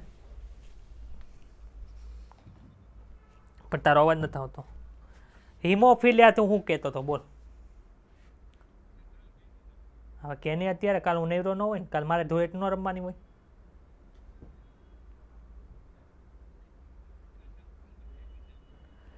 તારો અડધો પ્રશ્ન મને સમજાણો કે જે પ્લિયોટ્રોપીની અંદર આપણે જે એક્ઝામ્પલ ભણ્યા હતા ફિનાલ્કીટોનુરિયાનું, એમાં જે એકલ જનીન વિકૃતિ એટલે શું થાય કે એક વિકૃતિ કોના માટેની છે? તો કે સર એમાં ફિનાઇલ એલેનિન, બીજું શું હતું? હાઇડ્રોક્સાઇડેસ. એટલે એ આખું કેવું હતું? પ્રચ્છન્ન હતું. બંને જનીનો કામ નહોતા કરતા એટલે ફિનાઇલ એલેનિન હાઇડ્રોક્સાઇડેસ નહોતું બનતું. એટલે એને શું કે એકલ જનીન વિકૃતિ કહેવાય. તો બધી એકલ જનીન વિકૃતિ પ્લિયોટ્રોપી ન હોય.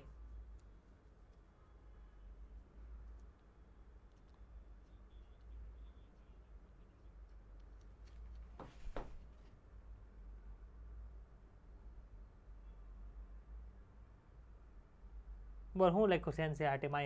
હિમોફિલિયા છે બોલ.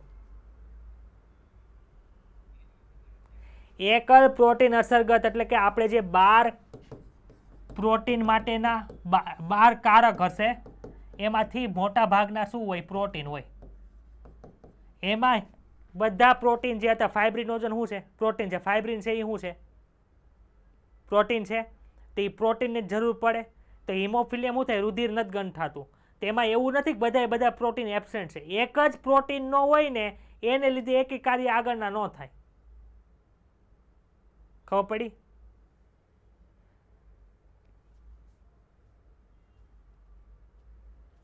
પણ એમાં સ્વરૂપ પ્રકાર શું થાય છે મને કે? સ્વરૂપ પ્રકારમાં શું ચેન્જ થયો? રુધિર ગંઠાશે કે રુધિર નહીં ગંઠાય? બીજો એક સ્વરૂપ પ્રકાર આવ્યો? પ્રોસેસ નહીં થઈ એ વાત તારી સાચી છે, પણ સ્વરૂપ પ્રકારમાં ચેન્જ થયો? સ્વરૂપ પ્રકાર તો એક જ છે, કા રુધિર ગંઠાશે કા રુધિર નહીં ગંઠાય. તો આ પ્લિયોટ્રોપી થાય. સમજાણું? આ આગળની પ્રોસેસ નહીં કરવા દે એ વાત તારી સાચી. આ આગળની પ્રોસેસ નહીં થવા દે. માન કે ફાઇબ્રિન નથી, ફાઇબ્રિનોજનમાંથી ફાઇબ્રિન બનાવવું છે, ફાઇબ્રિનોજન નથી તારી પાસે, તો ફાઇબ્રિન નહીં બને તો રુધિર નહીં ગંઠાય. બીજું કંઈ થાય? ઓલામાં શું થતું હતું? તો કે સર આપણી પાસે ટાયરોસિન બનતું નથી, એક ઘટક. ટાયરોસિન નથી બનતું એને લીધે મેલેનિન નથી બનતું. મેલેનિન નથી બનતું એટલે વાળ ધોળા થઈ ગયા, મૂછ ધોળી થઈ ગઈ. પછી શરીર ઉપર ડાઘા પડી ગયા. કેટલા સ્વરૂપ પ્રકાર થયા? વાળનું લક્ષણ ન આવ્યું, શરીર ઉપર ડાઘા પડ્યા, ત્વચાનો રંગ ફરી ગયો. થયા એક કરતાં વધુ ઘટકો. આમાં શું થાય છે? રુધિર ગંઠાય, રુધિર ન ગંઠાય, ભલે ગમે એટલી પ્રોસેસ ઓલી થાય. સમજાય છે કે નથી સમજાણું? બધાને સમજાણું? સુરભી, હડિયાન, બારૈયા બે.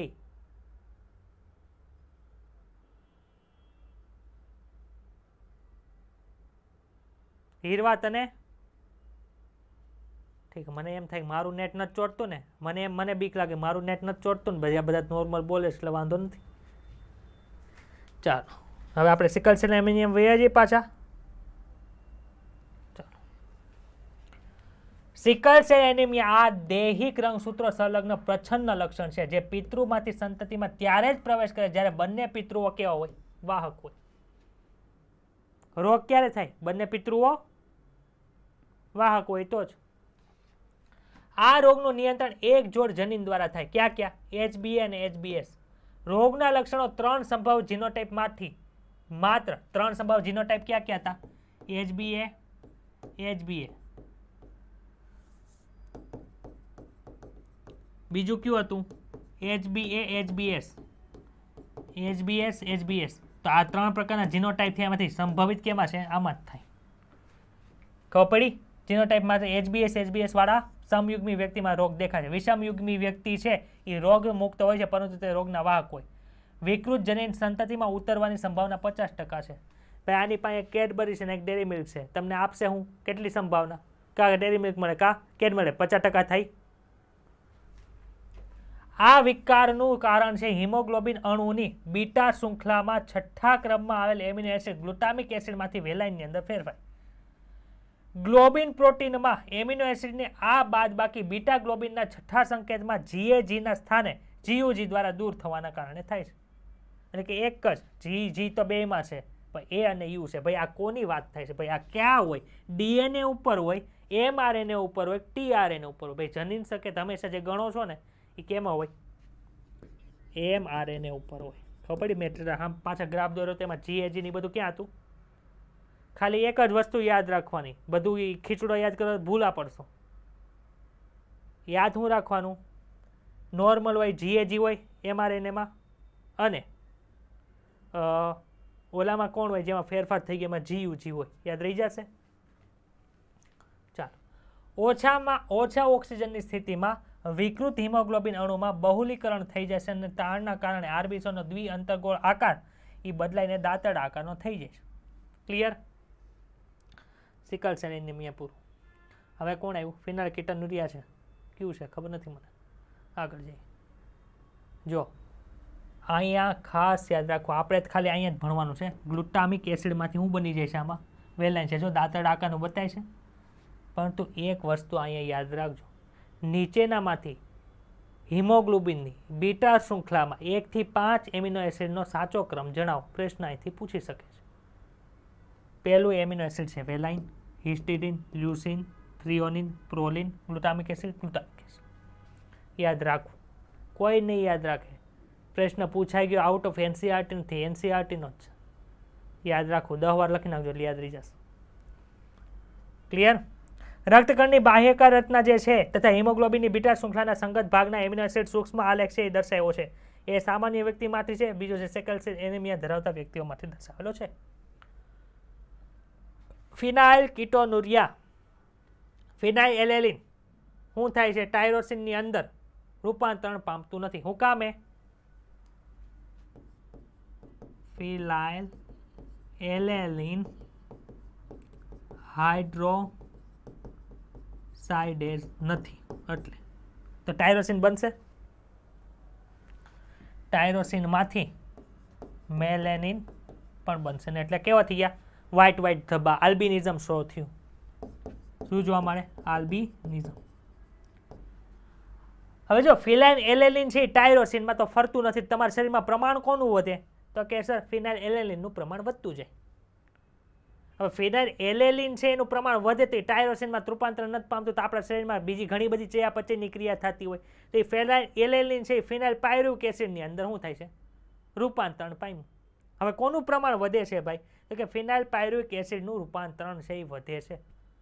તો આ ફિનાઇલ પાયરુવિક એસિડનું રૂપાંતરણ થયું અને એનું પ્રમાણ વધે તો શું થાય? જો કઈ કન્ડિશન લખી છે અમે વાંચો તો માનસિક, એટલે માનસિક મંદતા આવી કે ન આવી? ખબર પડી તમને કે ઉપરથી વયું ગયું? તો હમણાં હું ક્યારનો મથતો હતો, ક્યારનો બોલતો હતો કે એની અંદર શું જોવા મળે છે? તો કે સર માનસિક મંદતા જોવા મળે છે. હું કાપ જોવા મળી? ખબર પડી? હવે શું થાય જો તો આ ફિનાઇલ પાયરુવિક એસિડ છે કોના દ્વારા શોષણ પામવું જોવે? તો કે સર કિડનીમાં દ્વારા શોષણ પામી જાય અને પાછું શું થાય? તો કે સર રુધિરની અંદર પડ્યું રહેવું જોઈએ. પરંતુ આ જે ફિનાઇલ પાયરુવિક એસિડ છે એ રુધિરમાંથી મૂત્રપિંડ દ્વારા શોષાતું નથી. મૂત્રપિંડ દ્વારા શોષાતું નથી તો શું થાય ભાઈ? વધુ પ્રમાણમાં મૂત્ર દ્વારા ઉત્સર્જિત થશે. ખબર પડી? જો હિમાંશુ કઈ ગયો? Doctor Himanshu, where are you? Are you in the class? હા છે. આ ફિનાઇલ એલેનિનનું પ્રમાણ વધે તો શું થયું? આ લક્ષણો જોવા મળ્યા. ટાયરોસિનનું પ્રમાણ ઓછું થાય એને લીધે લક્ષણો જોવા મળે. મેલેનિનનું પ્રમાણ ઓછું થાય લક્ષણો જોવા. બધાના લક્ષણો જોવા મળે કે નથી જોવા મળતા? તો આ પ્લિઓટ્રોપી છે. હવે આપણે ઓલી કાસ્કેડ પ્રોસેસ છે ને એમાં તું વચ્ચે ગમે ત્યાંથી બંધ કરી દઈશ ને તો બધી પ્રોસેસ થતી બંધ થઈ એને લીધે એક જ લક્ષણ દર્શાવે છે. કયું? રુધિર નહીં ગંઠાય. ગમે ત્યાંથી તું કાપી નાખ, બીજું કંઈ થશે નહીં. આથી ઈ પ્લિઓટ્રોપી નથી, આ પ્લિઓટ્રોપી છે. હવે એકદમ ક્લિયર થયો કે નહીં? ઓકે ચાલો. આ જન્મજાત ચયાપચય ખામી છે પણ કેવું છે? દૈહિક પ્રચ્છન્ન લક્ષણોની જેમ આનુવંશિકતા દર્શાવે છે. તો યાદ રાખજો, દૈહિક છે એટલે દેહી રંગસૂત્રમાં હોય અને પ્રચ્છન્ન ખામી છે એટલે કે બંને પ્રચ્છન્ન થઈ ગયા હોય તો તે આ ફિનાઇલ એલેનિન હાઇડ્રોજનેઝ બનશે નહીં. રોગગ્રસ્ત વ્યક્તિમાં ફિનાઇલ એલેનિન નામના એમિનો એસિડને ટાયરોસિન એમિનો એસિડમાં રૂપાંતર કરવા માટે જરૂરી ઉત્સેચકની અણપ સર્જાય છે. કયો ઉત્સેચક છે એ તમે આગળ ભણી ગયા છો. પરિણામ સ્વરૂપે ફિનાઇલ એલેનિન છે એકત્રિત થતો રહે છે અને ફિનાઇલ પાયરુવિક એસિડમાં તથા અન્ય વ્યુત્પન્નોમાં ફેરવાય છે. તેના એકત્રીકરણથી માનસિક નબળાઈ આવી જાય છે અને મૂત્રપિંડ દ્વારા ઓછો શોષણ પામવાથી તે વધુ પડતો મૂત્ર સ્વરૂપે ઉત્સર્જન પામે છે. ક્લિયર? આગળ જવા દો. ચાલો, થેલેસેમિયા છેલ્લો રોગ છે જે મેન્ડેલિયન ડિસઓર્ડર દર્શાવે છે. ભાઈ થેલેસેમિયામાં થાય શું? થેલેસેમિયાની અંદર થાય શું? તો કે સર એની અંદર રુધિર બનતું નથી. રુધિર કોણ હતું? તો કે સર હિમોગ્લોબિન. હિમોગ્લોબિનમાં શું હોય? 2 આલ્ફા શૃંખલા, 2 આલ્ફા અને 2 બીટા. ભાઈ 2 આલ્ફાને શું હશે? કંઈક જનીન હશે. 2 બીટા શૃંખલા છે એને જનીન હશે કે નહીં? કયો? તો જો હું આલ્ફા શૃંખલાને તોડી નાખું તો હિમોગ્લોબિન બને? બીટા શૃંખલાને તોડી નાખું તો હિમોગ્લોબિન બને? તો આમાંથી કોઈ પણ શૃંખલા નહીં હોય એટલે હિમોગ્લોબિન નહીં બને. તેને શું કહેવાય? થેલેસેમિયા કહેવાય. જો કારણ શું છે? તો કે બીટા શૃંખલાનું જે જનીન છે એ ક્યાં છે? 11મા રંગસૂત્ર ઉપર છે. એને શું કહેવાય? HBB. HB તો ખબર પડી ગઈ ને, હિમોગ્લોબિન HB કહેવાય. કઈ શૃંખલા? બીટાનો B. ખબર પડી? કયા રંગસૂત્ર ઉપર આવેલું છે? 11મા રંગસૂત્ર ઉપર આવેલું છે. આલ્ફા શૃંખલાનું જનીન 2 જગ્યાએ છે એટલે કે એક જ રંગસૂત્ર પર 2 જગ્યાએ છે. ક્યાં ક્યાં? 16મા રંગસૂત્ર ઉપર છે. કઈ જગ્યાએ છે? HbA1 ને HbA2. તો આમાંથી એક જનીન હોય કે બધા જનીનની ખામી હોય તો શું થાય? HB બનશે નહીં. ખબર પડી? કેવો રોગ છે? પ્રચ્છન્ન છે અને દૈહિક રંગસૂત્ર. ભાઈ 16મું રંગસૂત્ર અને 11મું રંગસૂત્ર ક્યાં હોય? દૈહિકમાં કે લિંગીમાં? દૈહિક પ્રચ્છન્ન રોગ છે. ખબર પડી? ચા મને એક શબ્દ કહો. ક્વોલિટી અને ક્વોન્ટિટી એટલે શું? ક્વોલિટી એટલે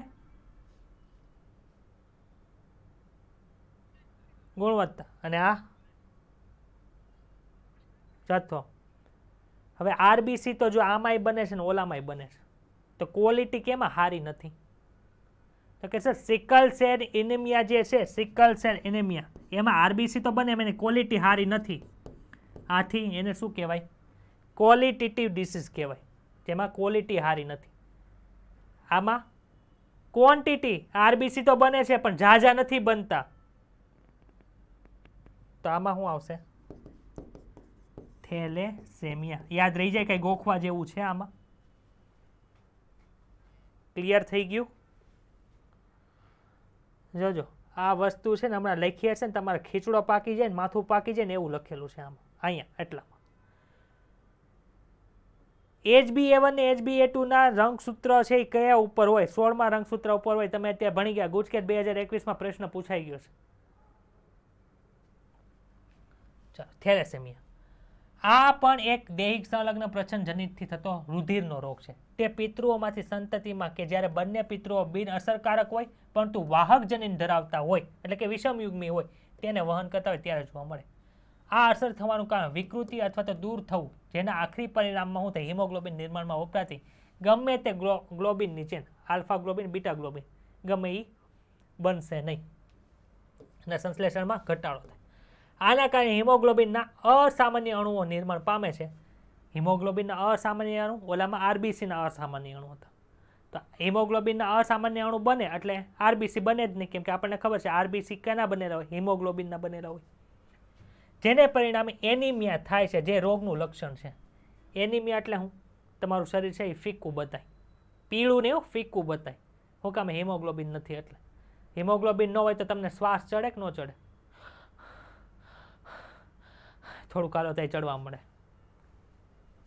હિમોગ્લોબિન અણુની કઈ સાંકળ અસર કરતા છે તેના આધારે હિમોફિલિયાનું વર્ગીકરણ કરી શકાય. આલ્ફા થેલેસેમિયા હોય તેમાં શું હોય? આલ્ફા ગ્લોબિનની સાંકળનું ઉત્પાદન નહીં થતું હોય.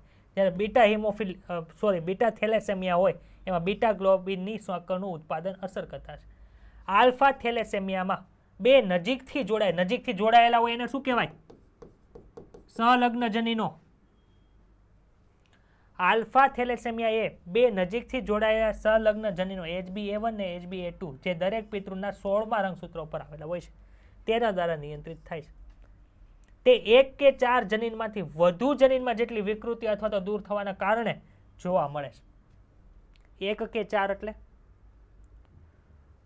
HbA1 HbA2 માતા તરફથી 16મું રંગસૂત્ર હોય એમાં હોય. બીજું ક્યાં હોય? HbA1 ને HbA2 પિતા તરફથી 16મા રંગસૂત્ર ઉપર હોય. તમારા પાસે 4 જનીન થયા એક જ વસ્તુના, 2 માતા તરફથી 2 પિતા તરફથી. 1માં ફેરફાર થયો હોય, 2માં ફેરફાર થયો હોય, 3માં ફેરફાર થયો હોય, 4માં ફેરફાર થયો હોય. વાંધો કોણ આવે? આલ્ફા શૃંખલા બનશે નહીં. ખબર પડી? તો બીટા શૃંખલા માટે કેવું હોય? 2 જનીન હોય, એક પિતા પાસેથી ને એક માતા પાસેથી. કયા રંગસૂત્ર ઉપર? 11મા રંગસૂત્ર ઉપર. ક્લિયર? જેમ વધુ જનીનો અસર કરતા હશે, આમાં 1 થી 4 કીધા ને, એમાં આલ્ફા માત્ર 4 જનીનો છે.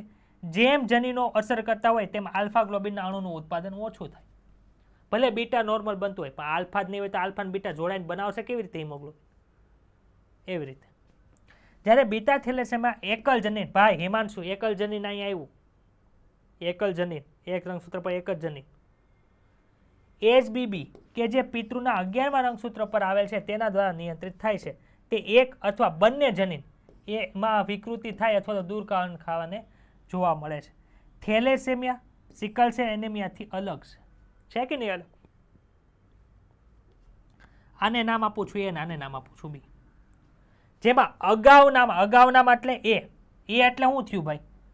થેલેસેમિયા. થેલેસેમિયામાં ગ્લોબિનના અણુના સંશ્લેષણની માત્રાત્મક એટલે કે ક્વોન્ટિટેટિવ સમસ્યા છે. જ્યારે બાદમાં એટલે કે પછીનું જે આ સિકલ સેલ એનિમિયા છે એમાં ખોટી રીતે કાર્ય કરતા ગ્લોબિનના સંશ્લેષણથી એટલે કે ગુણાત્મક ક્વોલિટેટિવ સમસ્યા છે. ખબર પડી? કાંઈ અઘરું છે? કીધું તો ને, અગાઉનામાં પછીનામાં એને કરતાં લખી નાખતો હોય તો સીધી રીતે કે થેલેસેમિયા અને સિકલ સેલ એનિમિયા અલગ છે, થેલેસેમિયા છે એમાં ગ્લોબિનના અણુના સંશ્લેષણથી માત્રાત્મક સમસ્યા થાય છે, જ્યારે સિકલ સેલ એનેમિયામાં ખોટી રીતે ઉત્પન્ન થતા ખોટી રીતે કાર્ય કરતા ગ્લોબિનના સંશ્લેષણમાં ઓલું થાય છે. કાંઈ અઘરું છે? હાવ હેલું. હાલો, કેટલા વાગ્યા? 1 કલાક થઈને હજી તો 1 કલાક થઈ છે, હજી અડધી કલાક હકારવાનું છે. કાલ તો રજા છે. ચાલો, આમાં મારે કાંઈ સમજાવવાનું નથી, બધું ભણી ગયા છો તમે. એક અથવા વધારે રંગસૂત્રની ગેરહાજરી હોય અથવા તો એક અથવા વધારે રંગસૂત્રની અસામાન્ય ગોઠવણીથી જે રંગસૂત્રીય અનિયમિતતા જોવા મળે. કઈ અઘરું છે? કોષ વિભાજનના સમયે ભાઈ આપણે કહેતા હતા સેટ આખા વધી જાય છે, ખબર છે? આખો સેટ 2 તો હોય જ, આપણી પાસે 1 વધી ગયો. શું કામ વધી ગયો? તો કે સર જ્યારે સમ વિભાજન થતું હોય ત્યારે વચ્ચે કોષ કેન્દ્ર બનવાની જે પ્રક્રિયા છે, ખબર છે? કોષ રસ વિભાજન થાય એની, તો કોષ રસ વિભાજન થવાનું જ રહી ગયું તો શું થાય? 2 કોષ કેન્દ્ર આવી ગયા, અથવા 2 કોષ કેન્દ્ર ન બન્યા તો એ એક મોટો કોષ થયો, તો એમાં આખા સેટ વધી ગયા કે ન વધી ગયા? ખબર પડી? તો જો એ વસ્તુ અહીં લખીશ. કોષ વિભાજન સમયે રંગસૂત્રિકાનું વિશ્લેષણ ન થવાને કારણે રંગસૂત્રોનો વધારો કે ઘટાડો થઈ જાય છે, જેને એન્યુપ્લોઇડી કહેવાય. કઈની વાત થાય છે? એન્યુપ્લોઇડી, એટલે કે એક રંગસૂત્રનો વધારો ઘટાડોની વાત થાય. આખો સેટ વધે ઘટે એને શું કહેતા હતા? યુપ્લોઇડી કહેતા હતા. યુપ્લોઇડીના પ્રકારની અંદર પોલીપ્લોઇડી આવતું હતું. ઉદાહરણ તરીકે 21મી જોડના રંગસૂત્રમાં વધારાનું એક જ રંગસૂત્ર આવી જાય તો એ કયું છે? એન્યુપ્લોઇડી છે, જે ડાઉન સિન્ડ્રોમ તરીકે ઓળખવામાં આવે. તેવી જ રીતે એક એક્સ રંગસૂત્ર ગુમાવવાને કારણે સ્ત્રીઓમાં ટર્નર સિન્ડ્રોમ જોવા મળે. ભાઈ આ કેટલામી જોડીમાં છે? 21, 22, 23.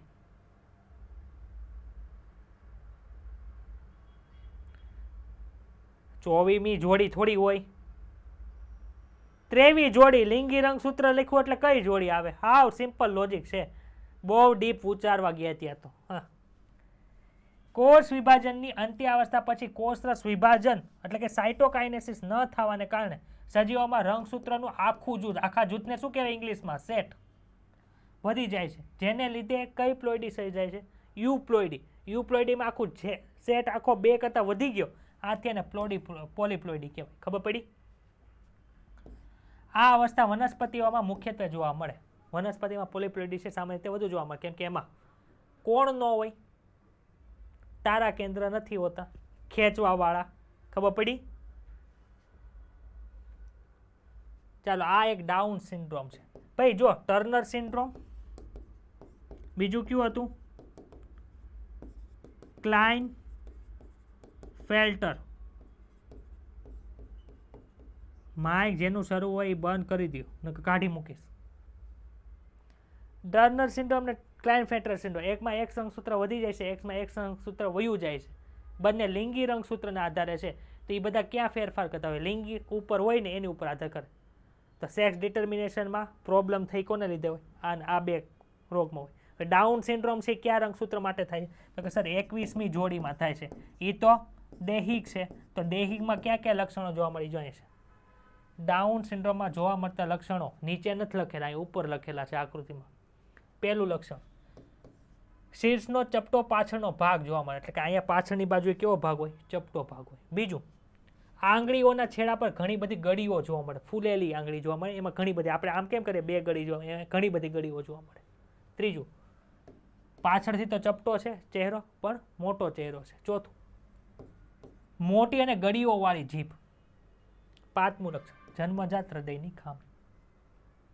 ખબર પડી? ચાલો, આ શું છે ભાઈ? રંગસૂત્ર. કઈ અવસ્થામાં જોવા મળે આવા રંગસૂત્રો? ગોતો તો, બોલો તો. મેટાફેઝમાં જોવા મળે, મધ્યાવસ્થામાં. મધ્યાવસ્થા પટ્ટિકામાં જોવા મળે ને, ત્યાંથી ઉપાડી લીધા. ચલો, આમાં જો આ 21મી જોડી છે, બતાવીશ. પહેલું, બીજું અને ત્રીજું રંગસૂત્ર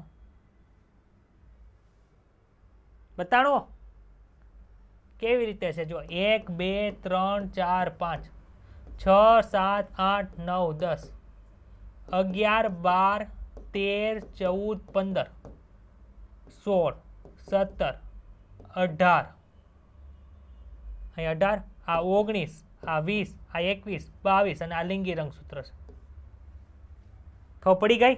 21મી જોડીમાં ટ્રાયસોમી જોવા મળે કે એક રંગસૂત્ર વધી ગયું છે, એના લીધે આપણને ડાઉન સિન્ડ્રોમ જોવા મળે. પહેલું નામ ડાઉન સિન્ડ્રોમ શું કામ પડ્યું? તો કે લેંગડન ડાઉન નામના વૈજ્ઞાનિકે ગોત્યું હતું એટલે. ચાલો જો અહીં લખ્યું છે 1866માં લેંગડન ડાઉન નામના વૈજ્ઞાનિકે ગોત્યું હતું. આથી એને શું કહેવાય? ડાઉન સિન્ડ્રોમ કહેવાય. ચાલો ભાઈ, આ પહેલી વ્યક્તિ છે એમાં કયો સિન્ડ્રોમ જોવા મળે, બીજી વ્યક્તિ છે એમાં કયો સિન્ડ્રોમ જોવા મળે આપણે ભણીએ. મનુષ્યમાં કેટલા રંગસૂત્ર હોય? સર અમે ભણીને થાકી ગયા આ વસ્તુ. આ એટલા હોય અને આ એટલા હોય, 10 વખત ભણ્યા. હવે ક્યારેક વ્યક્તિમાં રંગસૂત્રની એક વધારાની જોડ ઉમેરાઈ જાય છે, અથવા તો જોડની અંદરથી રંગસૂત્ર છે એ ઘટ પડે છે. આ સ્થિતિઓને ક્રમશઃ ટ્રાયસોમી કહે. ટ્રાયસોમી શું કામે? જોડ હતી, એક વધી ગયું એટલે ટ્રાય 3 થઈ ગયા, એક ઘટ પડી, એક ઉડી ગયું બિચારું, એટલે શું થાય? એક જ રંગસૂત્ર હોય એટલે મોનોસોમી કહેવાય. મોનોસોમી, ટ્રાયસોમી. આવી સ્થિતિની અસરથી વ્યક્તિમાં ગંભીર રોગ થઈ જાય. ભાઈ એની અંદર રંગસૂત્ર ઉડી ગયું તો શું થયું? એની અંદર જેટલા લક્ષણો હતા એ ઉડી ગયા, તો આપણને તો શું થાય? બીમારી થાય. રંગસૂત્રીય અનિયમિતતાના સામાન્ય ઉદાહરણમાં ડાઉન સિન્ડ્રોમ છે, ટર્નર સિન્ડ્રોમ છે અને કાયફેટર છે. પેલું છે ડાઉન સિન્ડ્રોમ. ક્યારે થાય? જો આનુવંશિક અનિયમિતતા થવાનું કારણ 21મા રંગસૂત્રમાં ટ્રાયસોમી થઈ જશે, એટલે કે એક વધારાનું રંગસૂત્ર ઉમેરવાનું છે. સૌપ્રથમ કોઈએ ગોતી? 1866. યાદ રાખજો, ઈસવીસન યાદ રાખજો. મેન્ડલે ભાઈ ક્યારે પોતાનું વર્ક પ્રસાદ કર્યું હતું? કાર્ય કર્યું એ નથી પૂછ્યું, ક્યારે પ્રકાશિત કર્યું હતું? 1865માં કર્યું હતું. હું ભણીને આવો છો, વાંચી વગરના ધોડા આવો છો. 1865માં કર્યું હતું ને 1866માં લેંગડન ડાઉને ઓલું કર્યું હતું. એટલે ત્યાં છે ને જોડકા જોડોમાં 1865 ને 1866 મૂકી દેશે ને તો ભૂલી જાઓ કે કેમાં લેંગડન ડાઉન હતો ને કેમાં મેન્ડલ હતો. કીધું છે એક બુક બનાવીને વાંચીને આવો ને પ્રશ્ન હું છે બોલું, સાંભળો પછી આન્સર આપો. આમને આપે જ રાખે. ડોક્ટર છો કે હું છો? સાંભળો પેલા હું કહું છું. ધોડ્યા જ આવો તે. આમાં જો ખાલી થોડાક જ લક્ષણો આપ્યા છે, બાકીના વધારાના લક્ષણો ઓલામાં છે આકૃતિમાં. નોટ ડાઉન કરી દે. ડાઉન સિન્ડ્રોમની અંદર જોવા મળતા લક્ષણો આ પ્રમાણે છે. આ વ્યક્તિનું કદ છે ટૂંકું હોય, માથું ગોળ હોય, પાછળથી ચપટું હોય, ખાંચાયુક્ત તિરાડવાળી જીભ હોય, એમાંય વધારે ગળીઓ જોવા મળે, મુખ થોડુંક એવું જ ખુલે છે, હથેળી પહોળી હોય, લાક્ષણિક ગળીઓવાળી હોય, શારીરિક માનસિક મંદતા જોવા મળે છે. સાયકો મોટર કહેવાય. માનસિક મંદતા હોય તો માનસિક વિકાસ છે કેવો હોય? રૂંધાયેલો હોય, ખૂબ જ સારો વિકાસ થયેલો હોય, રૂંધાયેલો હોય. ક્લિયર? લેંગડન ડાઉનનું કાર્ય પૂરું. બીજું કોણ છે? ક્લાયનફેલ્ટર સિન્ડ્રોમ. ક્લાયનફેલ્ટર સિન્ડ્રોમમાં શું થાય? જો ટ્રાયસોમી થઈ ગઈ એટલે એક રંગસૂત્ર 23મી જોડમાં વધી ગયું. આ આનુવંશિક વિકારનું કારણ એક વધારાનું એક રંગસૂત્ર છે, જેના કારણે કેરિયોટાઇપ એટલે આપણે હમણાં જોયા હતા કે તો જોઈએ રંગસૂત્રની ગોઠવણી, એને કેરિયોટાઇપ કહેવાય. એમાં 46ની જગ્યાએ 47 જોવા મળે. એટલે એક્સ અને વાય તો હોય, પણ હારવાર કોણ જોવા મળે? વધારાનું એક્સ. એટલે આની અંદર પુરુષના લક્ષણ હોય અને સ્ત્રીના લક્ષણ હોય. આપણે 1 મિનિટ હો.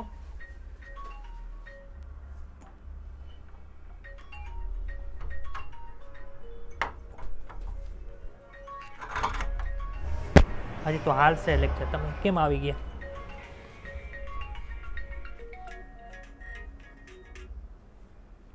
ચાલો ખબર પડી.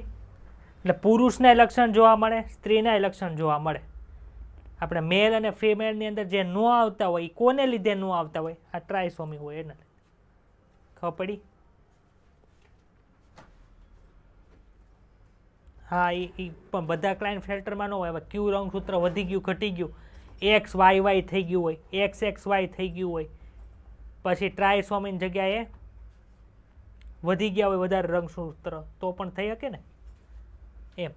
એટલે બધા ક્લાયનફેલ્ટર સિન્ડ્રોમ વાળા ન હોય. આવી વ્યક્તિ સંપૂર્ણ રીતે પુરુષ તો હોય જ છે. જો એક્સ અને વાય રંગસૂત્ર છે એટલે, પણ વધારાનું એક્સ રંગસૂત્ર પણ છે, એટલે માદાના લક્ષણો પણ ધરાવે છે. કેવા? સ્તનનો વિકાસ થાય, પણ પૂરેપૂરું ન હોય, અલ્પ વિકસિત. અહીંયા જો એક શબ્દ આપ્યો છે, વાંચો તો કોને કેટલાને વાંચતા આવડે છે? આ શબ્દ આપ્યો છે વાંચીને દેખાડ હું લખ્યું છે.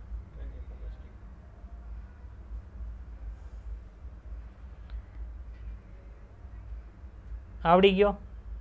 ગાયનેકોલોજિસ્ટ તો હોય જ છે. કોને કહેવાય કે જે સર પ્રેગ્નન્સી દરમિયાન જેની પાસે દવા લેવા જાય એને ગાયનેકોલોજિસ્ટ કહેવાય. તો આમાંથી ગાયનેકોમેસ્ટિક એટલે હું યાદ રાખું. ગાયનેકોમેસ્ટિયા રોગ છે એટલે કે એક સિન્ડ્રોમ છે, એની અંદર જોવા મળે શું કે અલ્પવિકસિત સ્તન હોય. અહીં આપણે ગાયનેકોમેસ્ટિક આપેલું છે જે અભિવ્યક્ત થાય છે. આવી વ્યક્તિ કેવી હોય છે? વંધ્ય હોય. ભાઈ લિંગી રંગસૂત્ર સાથે ચેડા કર્યા એટલે એ કેવા હોય? વંધ્ય જ હોય. ખબર પડી? તો આ વંધ્ય છે. કોણ? ક્લાઇનફેલ્ટર વાળી. આ કોણ છે ભાઈ? પુરુષ જેવું બતાય છે પણ કોણ છે? સ્ત્રીના લક્ષણ ધરાવે, જો અલ્પવિકસિત સ્તન ધરાવે તો આ ક્લાઇનફેલ્ટર સિન્ડ્રોમનું વસ્તુ છે. તો હવે એક બાકી કયું? Turner syndrome. ટર્નર સિન્ડ્રોમની અંદર થાય તો કે ટર્નર સિન્ડ્રોમની અંદર આ પ્રકારના વિકારનું કારણ એક રંગસૂત્રની ગેરહાજરી છે. એટલે કે એક્સની જગ્યાએ XYની જગ્યાએ શું જોવા મળે? ખાલી X જ રંગસૂત્ર જોવા મળે. એટલે કે 45 રંગસૂત્ર થઈ ગયા, X સ્થિતિ જોવા મળે. આવી સ્ત્રી વંધ્ય હોય. શું કામે? 2 X રંગસૂત્ર હોય તો શું જોવા મળે? અનપિંડ ને બધાનો વિકાસ થાય. પણ અહીંયા એક જ અનપિંડ એટલે કે એક જ X રંગસૂત્ર છે એટલે અલ્પ વિકસિત હશે. ઉપરાંત અન્ય લક્ષણો જેવા કે દ્વિતીય ગૌણ જાતીય લક્ષણોનો પણ કેવો હોય છે? અભાવ હોય છે. એ દર્શાવવા માટે એની જરૂર પડે? 2 X રંગસૂત્રની જરૂર પડે. ડાઉટ છે કોઈને? તો બોલો. હવે આપણે અહીંયા ચેપ્ટર પૂરું થયું તમારું ને હવે આપણે પેડિગ્રી ને બધા સોલ્વ અત્યારે જ કરવાના છે. જેને જાવું એ વયા જાય, જેને બેહવું એ બેહવું. જે ડૉક્ટર બનવાના છે બે છે, બાકી બધા ભાગી જશે. આની પહેલાં એક ક્વેશ્ચનનો ડાઉટ આવ્યો હતો એ હું સોલ્વ કરાવી દઉં છું. સાવ ઇઝી ક્વેશ્ચન છે પણ કન્સેપ્ટ સારો છે એટલે હું અત્યારે સોલ્વ કરાવું છું. કોઈએ સેન્ડ કર્યો હતો? સુરભીએ, હળિયા સુરભીએ સેન્ડ કર્યો હતો. પ્રશ્ન શું છે? જો એક જનીન પ્રકાર આવું આપ્યું છે, capital small B, small A, capital બી અને સ્મોલ સી છે. આ જનીન પ્રકાર ધરાવતું કોણ છે? માણસ. બીજું જનીન પ્રકાર કેવો છે? એટલે કે બીજી વ્યક્તિ છે, એમાં capital A, capital B, small B અને કેપિટલ સી કે સ્મોલ સી. આ શું છે? જનીન પ્રકાર ધરાવે છે. આની વચ્ચે સંકરણ કરાવવામાં આવે તો ત્રણેય જનીનોનું સંકર દર્શાવે. ત્રણેય જનીનોનું સંકર દર્શાવે એનો પ્રકાર એટલે કે એનો રેશિયો શું છે એવું પૂછ્યું છે. એનું પ્રમાણ શું છે એવું પૂછ્યું. હવે જો સંકર દર્શાવે છે એટલે શું સમજવાનું ભાઈ?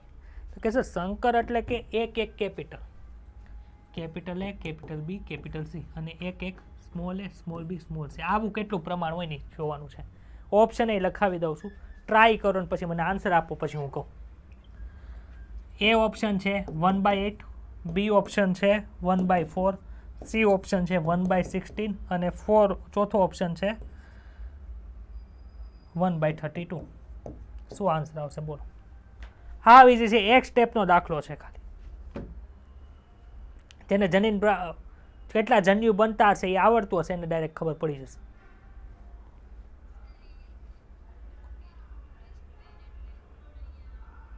અહીંયા કેટલા બનશે? 2:0 એટલે અહીંયા એક જ જનીન બને. અહીંયા કેટલા બને? 2:3 એટલે 8 બને. ક્યાં બને છે ને એ ગોતવાની જરૂર નથી. 8 પ્રકારના જન્યુ એક પ્રકારના જન્યુ સાથે ફલન કરીને કેટલા પ્રકારની સંતતિ બને? 8 પ્રકારની સંતતિ બને. તો આમાં 8 પ્રકાર વાળું કયું છે? ખબર પડી? એટલો જ છે. નીટના વ્યક્તિ હોય ને એટલું જ કરે, પણ વધુ ભણી ગયા હોય ને એ કેવું કરે ખબર? કેટલી ગધા મજૂરી કરવા છે. જો આમાંથી એક પ્રકારનું જનીન કયું છે? એ, બી અને સ્મોલ સી. સ્મોલ સી દર્શાવવું બહુ અઘરું છે. હા, આમાંથી કેટલા પ્રકારના બને ભાઈ જન્યુ? જો તો 8 પ્રકારના બને. જો આપણે બનાવીએ પેલા કેપિટલ બનાવી દીધું. બીજું કયું હોય? Small A, small B, small C. બની ગયું બીજું જન્યુ. ત્રીજું જન્યુ કયું થાય? ઉપરના બે કેપિટલ, નીચેનું small. Capital A, capital B, small C. પછી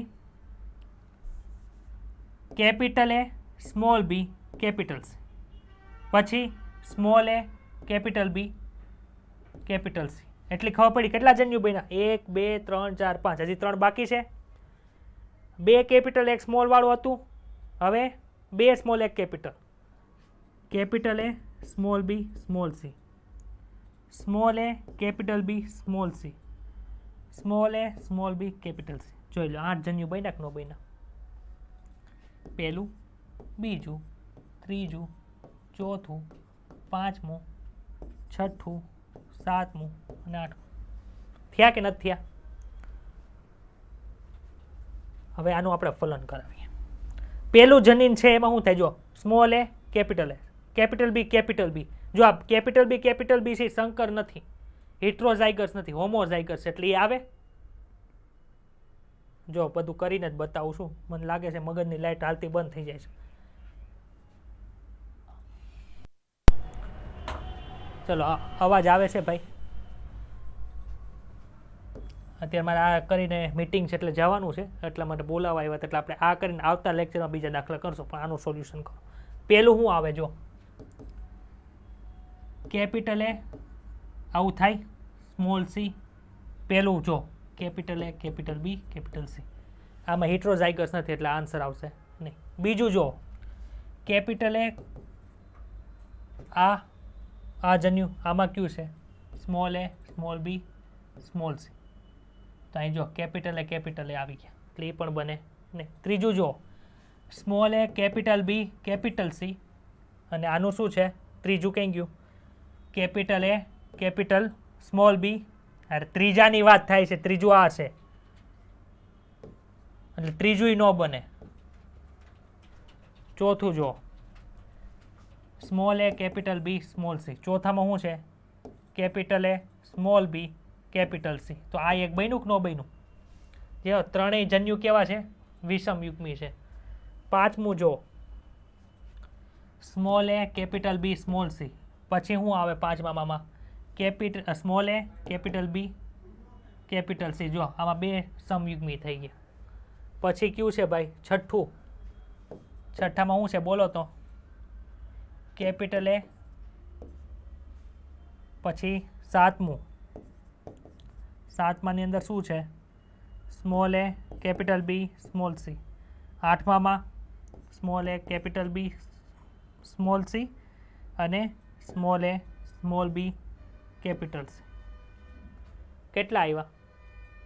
આ એક જ છે. જો ત્રણેય ત્રણ હિટ્રોઝાઇગસ હોય. બાકી બધા એક જનીન તો કેવું છે? હોમોઝાઇગસ આવે છે. હાવ ઇઝી દાખલો. એટલી બધી માથાકૂટ કરવા જાવ નહીં. આપણે જીના સ્ટુડન્ટ, આપણે નીટના સ્ટુડન્ટ છે. આપણે શોર્ટકટ આવડવી જોઈએ. તો આવતીકાલથી છેલ્લો લેક્ચર હશે, એમાં આપણે દાખલા શીખીશું.